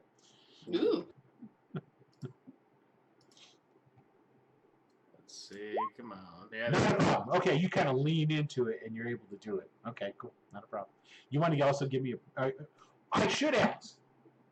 Besides playing the fiddle, what else are you going to do? And what is good old Joplin going to do? You guys get down, you get on the dock, you walk over, you're getting onto the chariot. Ogre just goes ahead, and as you step onto the chariot, there's like a brilliant it's like a sunburst comes from around the chariot and around the Mighty Chimera. And then like 100 doves just come out of nowhere and start flying in all directions and whatnot. That's very good. I like that. I'm just walking, keep my shoulders square. Right. So when you're on the chariot, boxer stance, sort of okay. like that's Right. sort of like, So you're like playing a fiddle, trying to act like a boxer. Okay, I got it. Yeah. Okay. All right. So you're on the as you're on the chariot and you're going forward. Are you going to do anything asides that? Can Ogret amplify my voice? Well, it would have been nice to ask him before you got down on the chariot. Well, yeah, everybody was talking. He's not wrong. You'll have to ask him at a later date. Fine, whatever. Okay, so It seems weird to be shouting off the back of the chariot, trying to whip everybody into a frenzy as I imagine we're moving along. You know what? I'll say that you asked him, and he got for you. They have on the ship bullhorns. Megaphone. They had the bullhorns, not like that, but the regular ones that you just hold up and it amplifies, because they use it on the boat for yelling at the sailors. So they give you one of those. There you go. Compromise. See I've how I got did a- that? I've got a little prepared opening if you want. Go ahead, do it, man, because it starts. Oh snaps! It starts. I can even maybe do it like this. Yeah. Look, see, I'm not the only person who does that. I do it all the time, but I do it with. Hold on, let me grab it. I use a Pringles can. Just grab what I had. I don't have any props. Sorry, guys. That's right, man. Not everybody can be as cool as You're right. You're right. me and I Tony. got all kinds of shit toys around here, so just whatever we need. I like your Donkey Kong. It's actually Funky Kong. Okay. All right, go ahead, Tony. Go ahead. As we're moving along, from beyond the great Mavi Sea, from over the dark mountains, past the golden plains, and far east of the vast Galkian desert, from the furthest reaches of Ura, come forth, meet the child born of a bolt of lightning and raised by the wildest of feral beasts. He has come to the center of modern civilization with mayhem on his mind and coin in his purse. Taking all comers in the arena, behold the mighty Chimera. Hell yeah! Okay, so excellent. And I'm assuming you're going to give that speech a couple more times as you go. You don't have to do it in reality, but yeah. And probably when he enters the arena. And Oh yeah. Totally, man. Okay, so it goes. You pull out. You start going down the streets, right? And there's crowds, that start following you, because it's not going at like a quick pace, it's going at a decent pace, but quite a few people are keeping up with it for a while as it goes through the dock district, and then it goes through the trade district on its way going towards the entertainment district. As you go through the streets and you go through into new districts and what have you, more people come around because there's all the pomp and circumstance of it, man. The guys are playing the drums, tooting the horns. Every once in a while, they quiet down, let Joplin just and do his deal, and it's great. I want everybody to roll notice rolls for me.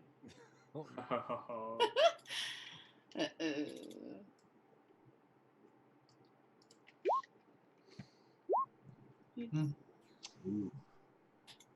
Phoenix got it. Oh, there you go. Joplin sees it. Okay. Ari does it. Even with the 5, I know those are normal successes, but how you're trying to look right now, but I got the Big 10. Joplin, you notice as you're going through and as you're exiting, almost getting ready to exit out of the trade district, going to the entertainment district, right? You notice in this area, there's some raised sections of, like, the street is down lower, and then there's stairs that go up into some of these other businesses and what have you. So the crowd is actually slightly above you guys, kind of looking down. And as you're going through and getting ready to enter that district, you see now there was quite a few of these type of guys in the crowd when you were at the dock. Kind of seaman looking, kind of pirate looking. And you see amongst these guys, there's the prince. Prince Doru's there, and he's watching, and he's smiling, and he's shaking his head, and he gives a little, yeah. Good job. Shaking like he's Now, also, it's like it because it's in almost the exact same area, just a little bit further down, right before you go through the gates into because this section of, like, lots of these sections of the city are walled off, and there's big gates that go from one area to the next. And then on the other side of the street, you see a gaggle, like probably a good 20, and they're kind of in a group by themselves, and nobody's really around them. It's all these snake people.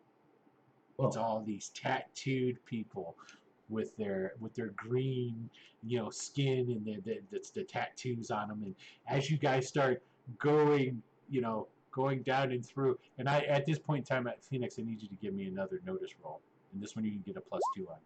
Oh, you gotta be fucking kidding me! You're so worried about playing your fiddle, staying in, it's like you're concentrating on what you're doing, man. So I gotta try. He rolled 2 1s. Yeah. That is like a cataclysmic failure, is what it is. Something bad happens. Yeah. So, but for this intents and purposes, he looks kind of awkward at this point in time, is basically what it is, because he's trying to look tough while playing a fiddle while riding in the back of a chariot. So there you go. No. But they all start flicking their tongues at the chariot. They had a chance to make a deal with us. We could have done right by them, but whatever. So, and what's that dude's name? The actor? Oh, Wallace Shawn. Oh, Wallace. Yeah. Wallace Shawn he's up there, and he's I don't waving. know why I know that, to be honest. Well, hey, man, everybody's got to know something. So he's like waving at you guys, and there is a big snake guy with him. And he's like brick shit house, shaved head because it's all tatted up. He's got like big old earrings in his ears that look like teeth. He's got scars. He's got a scar that goes across his lips that kind of like, do that where it goes in so you can see the teeth and stuff. He's a pretty vicious looking dude, and you're kind of thinking that might be that one gladiator guy. But everybody else is kind of like keeping their distance from these guys. So, but of course, Phoenix doesn't see him. So, all right, fine. Anyway. Okay, so you go into the entertainment district, and again, plenty of crowds, and people lining the streets. And you're noticing, Joplin, as you go through, you're seeing quite a few people who fit the bill of these might be gladiators themselves. Some of them are like dressed up in their gear, even, to like look at, and they have like little groups of like fanboys around them and stuff, like, and they're all there watching the entry of this guy. And there's like a good 12 of them that you pick out. Some of them, like I say, are all dressed up, but then some of them aren't. They're just in regular clothes and what have you, and they're watching as he makes this grand entrance. And nobody's doing anything in particular. They're just kind of all watching, like there's some head bobbing going on. Like, so this is Free fights, though, right? That's what was said. Oh. You make it to Rob Baca's place, and Rob Baca has at his entrance, the gates are flung open, and it's lined with these women in these white gowns up the walkway to the front door, and they all hold baskets. And then the chariot stops. You guys get out, right?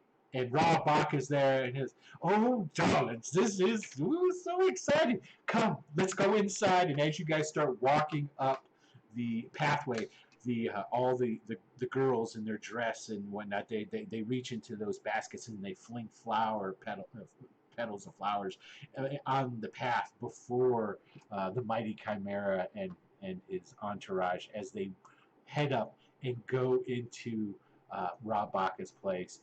And after you guys get in, then the doors close, and Rob Baca goes, "Oh my God, that is spectacular! I can't. It's going to be it's just wonderful, so wonderful. Yes, so good, so good. Oh, how are you doing, Phoenix? Are you ready? That was splendid, absolutely splendid, don't you think? Well, thanks. Yes, well, I have the name of the individual you'll be fighting tomorrow. Damish is his name. He's a brute, but I feel a man of you. You should be able to take him. He's more for intimidation's more of his go. But I don't think that you'll be bothered by that. Is he tatted up, split tongue, snaky looking kind of creature? Oh no, that's should have closed my book. Because Rob Baca knows. Stellus. That's Stellus. No, you'll be fighting him second. But Damish he wears this mask, and nobody really knows who he's supposed to be, this mysterious man and whatnot. Well, he's just a Samish boy, but he's agile on his feet, well known. But like I say, it's more. Yeah, he's gonna lose. Oh yes, he knows he's supposed to lose. Oh, Too. okay. Yes, honey, don't worry. That's not supposed to be anything to worry about. Now, how about that snake guy? Does he know he's gonna lose? Oh yes. The arrangements have been made. Of Don't course. let your guard down, though, Phoenix. Yeah. Yes. By no means let your guard down, because these people will, mistakes can happen. They have been talked to. There's a lot of money riding on this for a lot of people. So I think that will help buy compliance for everyone. All right. Besides that, they'll be losing to the Mighty Chimera. Such a grand entrance. Hopefully they don't have to lose their life to the Mighty Chimera. Oh, you plan on killing them? Not if I don't have to. Oh, okay. That would maybe deter some of the other ones that would come after them if you did. I'm just saying. The third hasn't been arranged yet, but the first two have been. Why hasn't the third been arranged yet? Well, we have many under consideration at this point. There's a lot of jostling for wanting to be the third, because you see, a lot more coin can be made if you're the third after the hype has been built up upon the Mighty Chimera. I mean, the gladiators understand how this works, and so let's just put it this way: everyone's applying for my favor to be chosen. Is what it is. So. It's no comfort to know that it's a wild card for the time being. Oh well, but it'll still be the same. They'll take a fall just like everyone else. It's nothing to be worried I about. don't like the dishonesty of any of this. Oh, it's not dishonest. It's just business.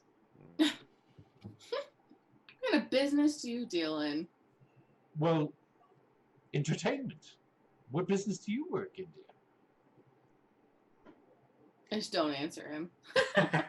Obviously being rude. But anyway, so let's go and get you ready.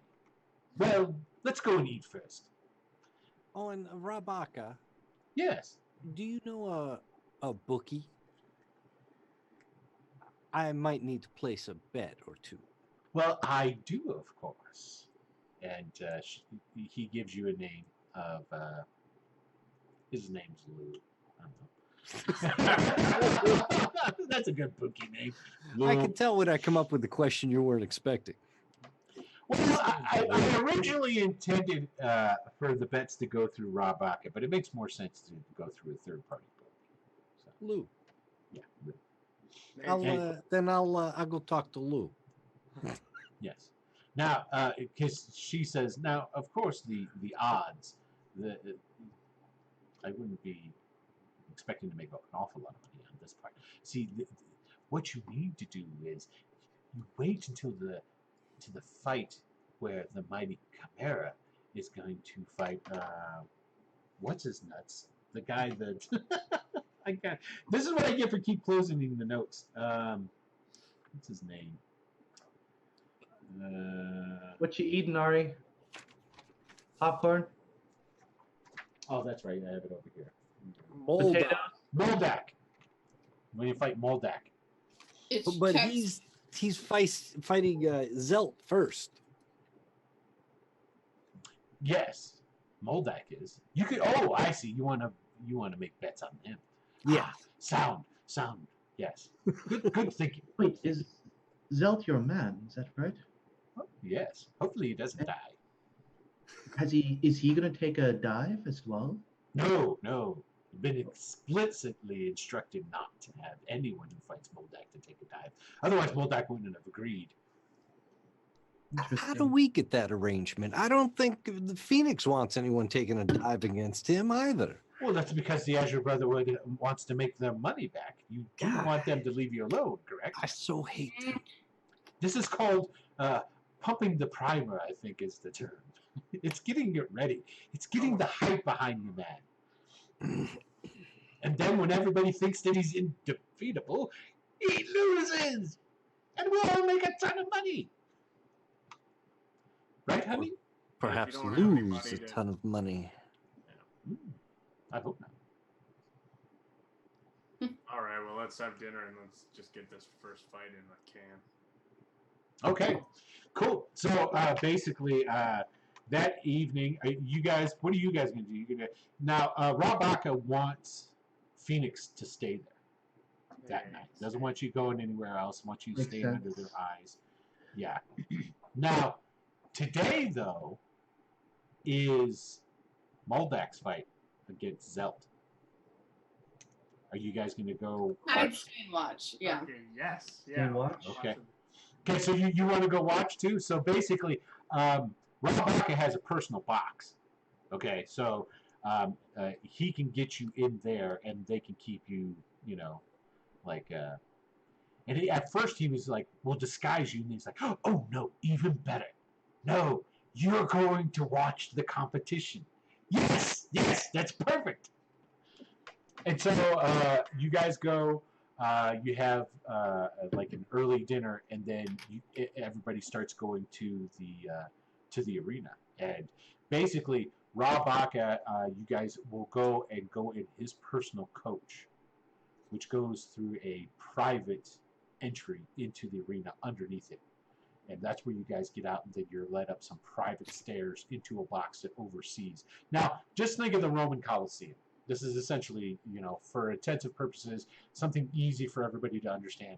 This is essentially what this big-ass building is, okay? And so you're taking up these stairs, you go, and this box overlooks the entire arena pit down below, all the sand and different things along these lines, right? And it's like there's tons of people pointing up at the Mighty Chimera up there, and Rob Baca goes, "Honey, wave to the people. Give them a wave. Give them what they want. Play the part."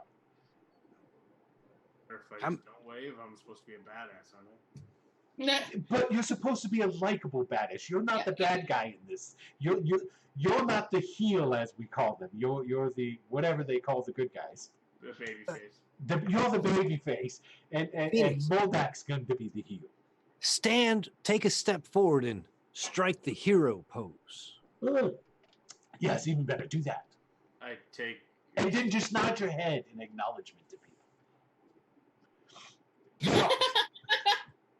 Oh, that'll work too. Oh, okay. No. Well, yes. No, don't do that. But now, when you guys are brought to the arena already has festival. I mean, it already has stuff going on. So, like, there's when you make it into the box, they're actually cleaning up the last fight, which was basically some wild animals against people. Okay, so they're carting off the dead animals, or they've captured with the big long man catcher like poles with the ropes on it, and they're leading out some tigers and stuff like that didn't die, and they're same thing. So they're cleaning it all up. You guys watch several more bouts. There's a couple more with animals. Then there's some regular like lower level gladiator stuff, and then it's like now that it's completely dark, but it's completely illuminated too, because there's all kinds of braziers, like oil braziers that hang all over the place, and they have mirrors behind the braziers, so that the light that reflects onto that reflects back out and down. So it's actually pretty ingenious, and it's well lit. And basically, after everything's cleaned up, it's the main event. So, don't jump in yet. Can we play some bets? Yes, you can go ahead and play. Did you want to run to lose? And, I want to run. I got to talk to Lou. Now, how? Lou's got essentially runners, and basically how it works is that old Raw Baca tells you where the runners are at. It's like you can go down, and this person will be here or here. You go down there, and And are these bet anything you want, or are these just straight win lose kind of bets? Well, they'll tell you what the odds are, and then there you go. Okay. What are the odds for Moldak to beat Zelt? I imagine Zelt is actually Moldak is actually an underdog against Zelt. He's an underdog against Zelt? Underdog. Hang on, I got a question. Is this happening in the suite? I missed it. Or in the box? So this is actually, they were talking about this, I would assume, on the ride there and all this different stuff before they get up into the box. So if Tony wanted to go and talk to the I understand. beforehand. Yeah. Yeah. Hearing that, I would bet too. Yeah. What kind of 2-1? 2-1 odds. I get 2-1? 2-1 odds. Doesn't Zelt is a known commodity, and this Moldak guy, he's just a rumored dude that's supposed to be super badass from Zach has plot armor. India. How many years I've traveled to be able to place a bet like this? I want to bet 50 silver Moldak to win. Wow, did you bring 50 silver with you? Yeah, I got 66 left. All right, sure, fine. No, I mean, 60. Yeah, I'll have 19 left when it's done here. Okay, just Till he wins. Just that somebody would carry their entire life savings on him. That's just saying. I know where I'm going. Fair Fair enough. You anticipated betting anyway. All right, I'll give that to you. Been talking about it for a while. Yeah. Does Ari want to lay a Yeah, bet? I would just put 10 on Moldak to win. Okay, excellent. Yeah, nothing exciting. Ooh, what's gonna happen? Okay, so you guys earlier on, essentially what it is there's like in some dark alcoves because it's got to be kind of like shady anyway. Also, I tried to put 1 copper on. Yeah. They'll let I you. bet You can put nothing. it up. I put 1 copper on Moldak to win. Yes. Okay. So, all right. So basically, then the the games go through. It comes to the main event. The main event is Zelt against Moldak, and the portcullis on one end opens, and Zelt comes walking in. Okay. He's got the silver like gladiator armor. He's got the armor all on one arm. He's got a shield. He's got one of those enclosed silver helms. It looks like a fish. He's got the silver greaves on in a loincloth. Ripped as shit. He carries with him essentially it's like a short gladiator type sword, right? And then the portcullis opens up, and there's quite a bit of cheers. When Zelt comes out, the crowd goes crazy. They're cheering for him. Like I said, he's a known commodity. Then the portcullis on the other end of the arena starts opening. And as it starts creaking open, the crowd starts to get quiet in anticipation. And out from the shadows in the portcullis comes walking an extremely tall man. He's like 7 feet. He is very thin, and he is got red tattoos all over him in different areas. He's got a darker brown complexion. Like the Vindians have a brown skin anyway, but you can tell that he's obviously spends a lot of time outside, and he's really darkened and hardened from the sun. And he has a very long, lapping kind of like gait to his walk, and his arms swing back and forth. It's almost as if, has anybody seen like when chimps walk, how they swing their arms? He's grossly out of proportion almost. Gross. In his skinniness and what have you. And he's just wearing a loincloth. He's wearing no shoes. And he's got a white skull painted on his face. Very reminiscent of somebody else you guys know. Guy came and picked us up from the island. Yeah, Prince Doru. He's got a skull on his face. He's got a skull on his face too. And he just goes, with these long strides, goes out to the center, and they're about they're about a good 10 paces away from each other. They look over at the box, like we're normally where you have like the emperor or whatnot, but there's no emperor here. It's the city council and all this different stuff. And essentially what they do is they have like celebrities and things along these lines, that normally are the what do they call that? A ceremony, the master ceremony position. It's like when you get somebody who comes in and they sing the anthem, it's like some kind of local celebrity or some shit like that. The master of ceremony is pretty much the same thing. Now, they look up at the master of ceremony, right? And then they give bow their heads. And normally then what would happen is they would turn back to each other, and then they would bow, and then things would happen. So after they bow to the master of ceremony, which is in this box that's much lower to where your guys are at, then Moldak turns. It has to like almost turn completely around, and he finds, because you guys are kind of looking down from at his back now is where you're looking, and he turns and he looks up, and he finds Rabaka's box, and he looks up, and Phoenix, you could swear that he's locking eyes with you. I'm still doing one of these to the audience. Point at him. Point at him. Just point at him with a stern look on your face. And then one long, gangly arm reaches up and points towards you. And then it goes back down, and give him the thumbs down now. So then he turns back and he's facing Zelt, right? And there's a trumpet blast, and the fight's on. Oh, I wish I could have bet a first round knockout. And Zelt goes running in and swings his sword and cuts Moldak's head off. No. If you just cost me 50 cents off, I will come to Colorado and kill you myself. Yeah. Yeah, that don't happen. I just had to do that. I totally had to do that for Tony. My copper. Yeah. That's awesome.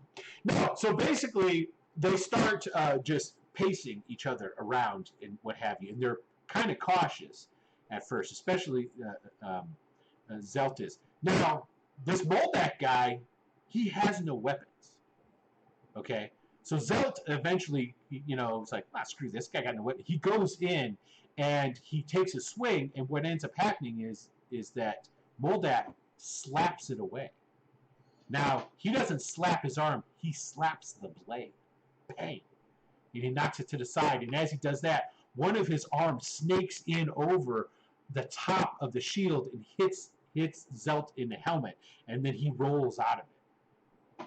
And then he gets back up and he comes back in at him, and he tries it again. Bang! He slaps the sword away, and then Zelt this time is got it going on, and he gets his shield up, and he's able to he gets the counter blow out of the way, and then they start pacing each other around a little bit more, and Zelt comes in at him again this time, and then Moldak slaps away his sword, slaps his shield out, so they're both wide. He sticks a foot through, and you could swear that the foot elongates.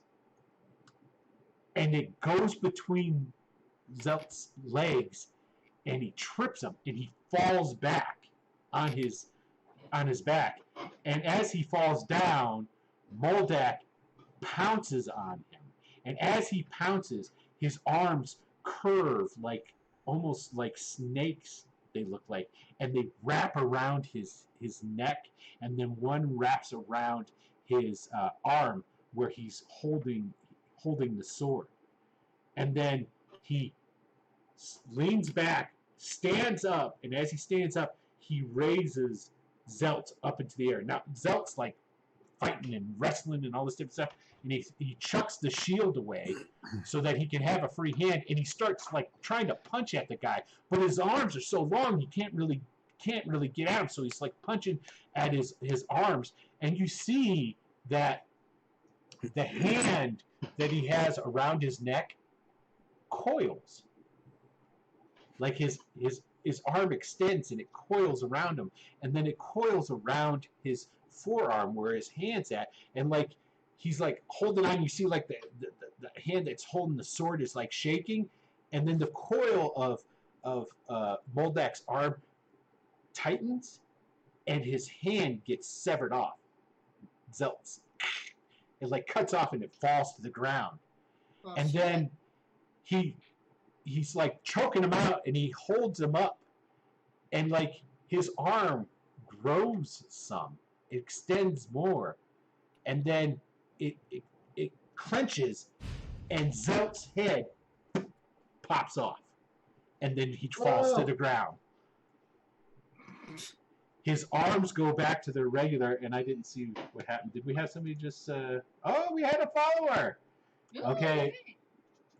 Pate Blue 85, maybe P8 Blue 85. Hey, anyway, regardless of thank you for following. We appreciate that. Thanks, Pate. Yeah, Right in time for the decapitation. right in time for it. Off. You guys gonna straight up fucking kill me. Violence. And so then he, when he drops them, his arms like go back. I mean, they're really long and lanky anyway, but that misshapenness to them go back to their normalness. He turns and he just looks up at the box where Rob Baca is, and the entire arena is deathly quiet, and he just goes really slow back and goes into the entryway where he came out of. And after he goes in, the crowd erupts in cheers. They're just going crazy. And Rob Baca comes over next to Phoenix. He goes, "Oh, honey, we're going to make a lot of money." I didn't realize this boy was magical. Ooh, did you see what he did? That's spectacular. I don't know if you know this, but I'm not actually. I didn't think that magic was allowed in the arena. Well, yes and no. I mean, outside third parties, no. I mean, if you yourself are, well, a spectacular being, Well, I mean, that's different. I thought magic would drive away the crowds. Well, he didn't really do anything besides look freaky while he did something. I mean, as far as the crowd is concerned, he could still be killed by archers. And Rob Baca actually points when he says that. And for the first time, you guys notice all along the top of the, because like you have like there's the top of the where the crenels are and all this different stuff. There are sails that can be put out that provide during the day that shade, but there's like little what do they call that? Balconies. There's balconies with archers on them, and they're all around the ring. And it's like, that's what those guys are for. Especially when the animals are out and about, I'm sorry, are you okay with Zelt just dying? Oh, it's terrible, but I'm going to be compensated. Okay. Zelt knew that Zelt, and now I can see where you're going with this, Brian. But honey, he knows the chances. He knows the risks. He could have refused the duel. He didn't have to take it. He knew that you were going to kill him. He knew that he was going into that arena to be killed. Ooh, Zelt? Well, he knew it was a possibility. No one knew that was going to happen. I didn't know that was going to happen. I'm as flabbergasted as everyone else. Whatever. What? Well, Phoenix, how are you feeling? Pretty sure I'm gonna die. Yeah. No, it's all arranged, honey. Don't worry. Yeah, it's arranged. You didn't tell Zelt that was arranged. No. Well, let's put it this way. Zelt could... there was no arranged with Moldak's fights. He wants them to try. That's the only reason that Zelt agreed to do the duels, because he thought he had an opportunity to actually kill this supposed Vindian death dealer. Yes, but how does Moldak feel about the final fight being rigged already? Oh, he's okay with that. Oh, is he now? Oh, good. Good. It's good for us. It's good for us. Yep. Oh my god. We're gonna have to. I think we might have to have a conversation with him. Trick him into thinking maybe God doesn't want him to do it. We talked about that, right? We can still do that, right? Yes, 100%. You want to You know talk? what? You want to talk with Moldak? I can see if I can arrange it. I mean, we don't want him to know it's us talking to him. If he Do you know where he's staying? Yeah, we don't need With the you. Brotherhood. Oh, honey, I think you do need me. No, we really don't. Oh, is that how this is going to be? I've arranged everything up to this point. Without me, none of this would happen. We need you for all that. We don't. This is Look. something we need to take care of on our own. I'm sorry, Rebecca. Listen, I think we just saw a man die against the man that Phoenix will supposedly lose to, and we're just a little bit shaken right now. We're sorry. We don't doubt you. We are very thankful you set this up. This is amazing. We couldn't have done this ourselves. Thank you, what Brian. we need is just some comfort right now. Some guarantee that Trust my me, friend yes. won't die. Understandable. Rest assured, the Brotherhood wants to make their money. The Brotherhood wants to work with me in the future. This is all very businesslike. This happens all the time. Trust me. It's just we don't have a guarantee that Phoenix is going to survive, and that's important to us. We like this guy. I Don't we? understand. We like I him, right? understand. But I think one of you mentioned before too that if one of you were to die, that would mean the rest of you could live, because if this didn't happen, all of you would die. At least that's what the Brotherhood said. Am I correct? That's why I hate these. So they want to kill us. Is that what it said? Yeah, well, that's what Doru straight up told you that. When you guys ran into Prince Doru when you went back to Rabaka's house, and Prince Doru told you how it was going to go down, you guys were like, well, maybe we won't. And then Prince Doru says, well, if you don't, then I'm just going to kill all of you.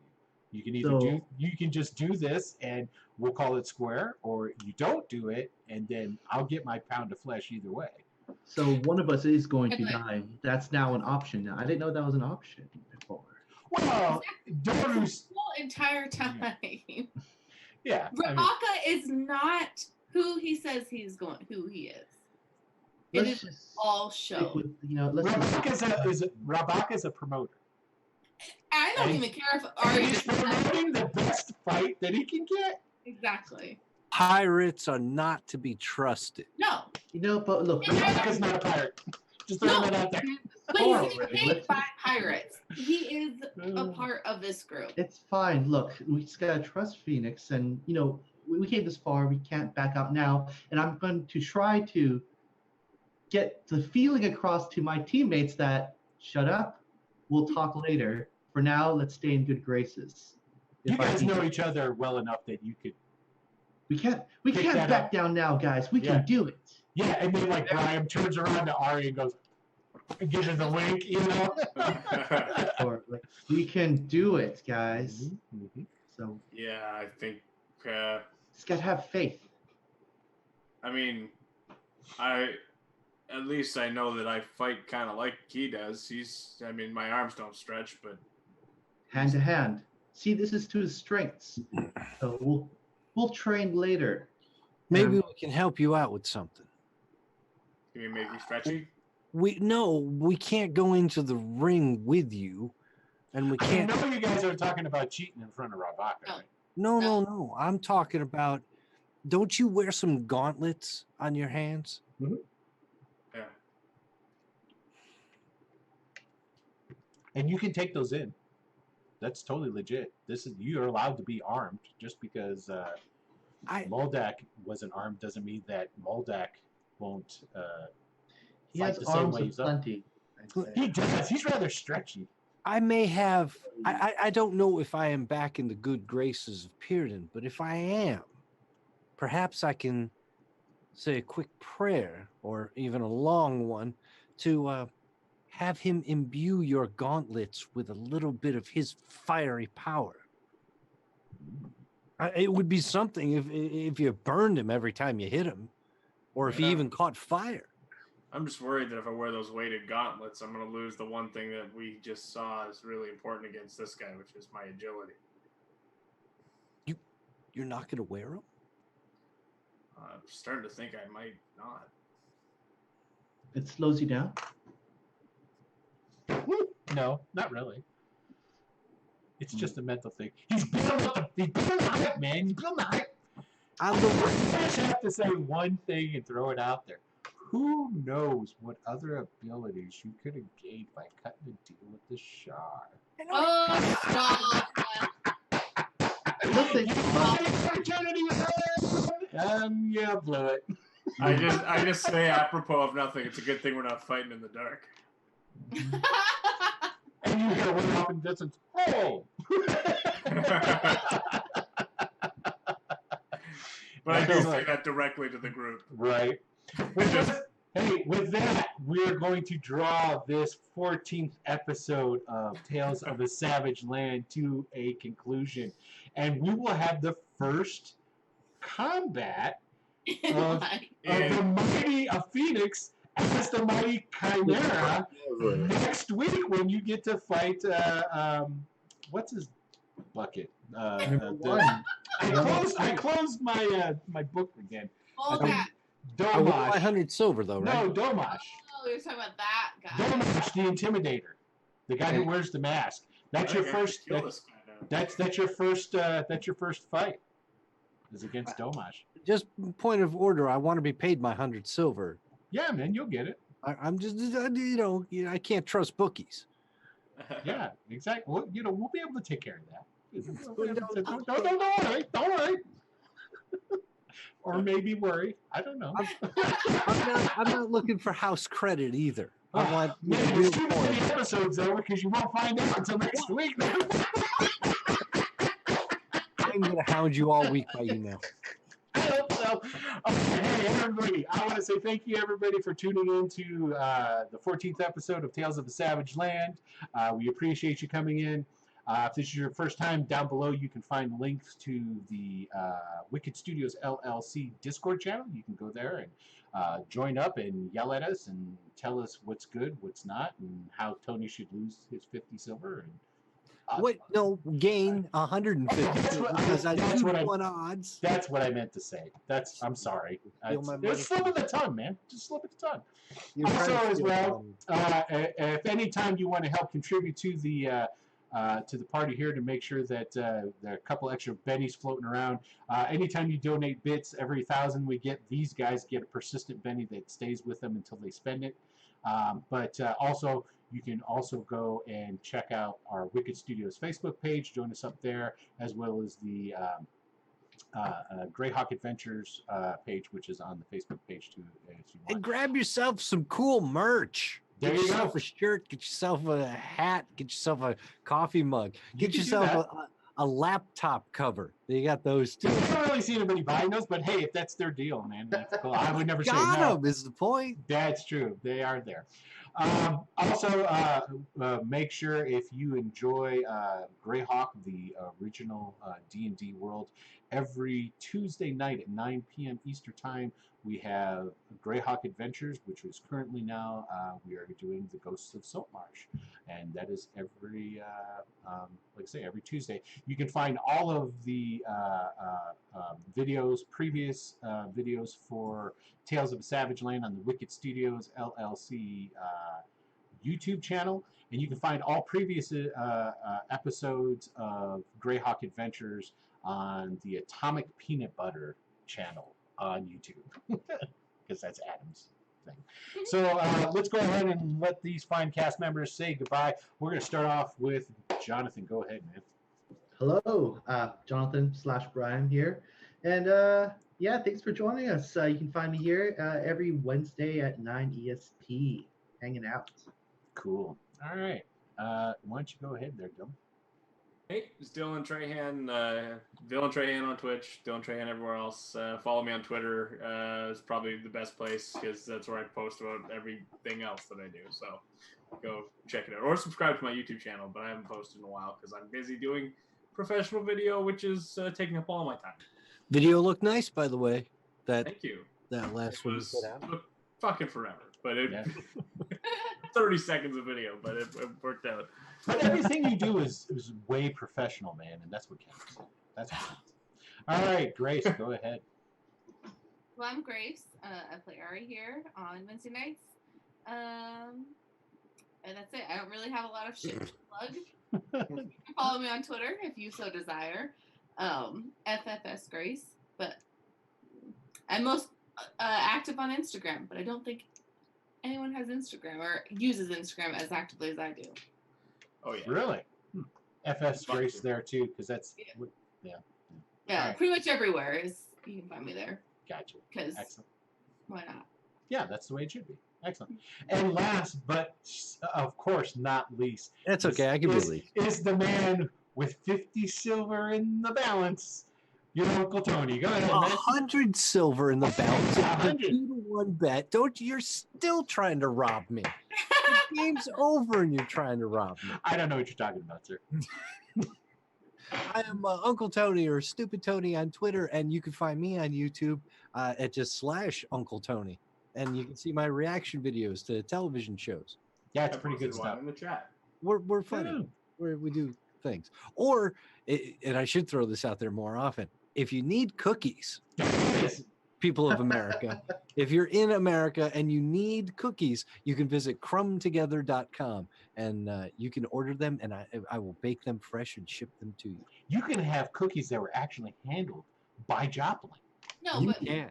He will touch every single one of them. And I will Yes. tell you which one I touched and with what part of my body. No, I'm sorry. like, I'm ruining my You could definitely get some a nice subset of the people that would order those, I'm sure. But anyway, so all right, cool. Crumbtogether.com. There it is. All right, everybody. Again, thank you very much. I am Will DM. I'm the game master for this, and like I said earlier, I am the dungeon master for Greyhawk Adventures on Tuesdays. You can find me on the Twitters at Giant Stomp, and that's where you find me there.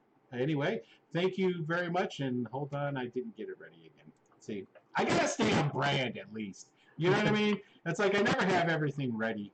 This is just how I am. But anyway, thank you everyone again, and have a good evening, and peace out.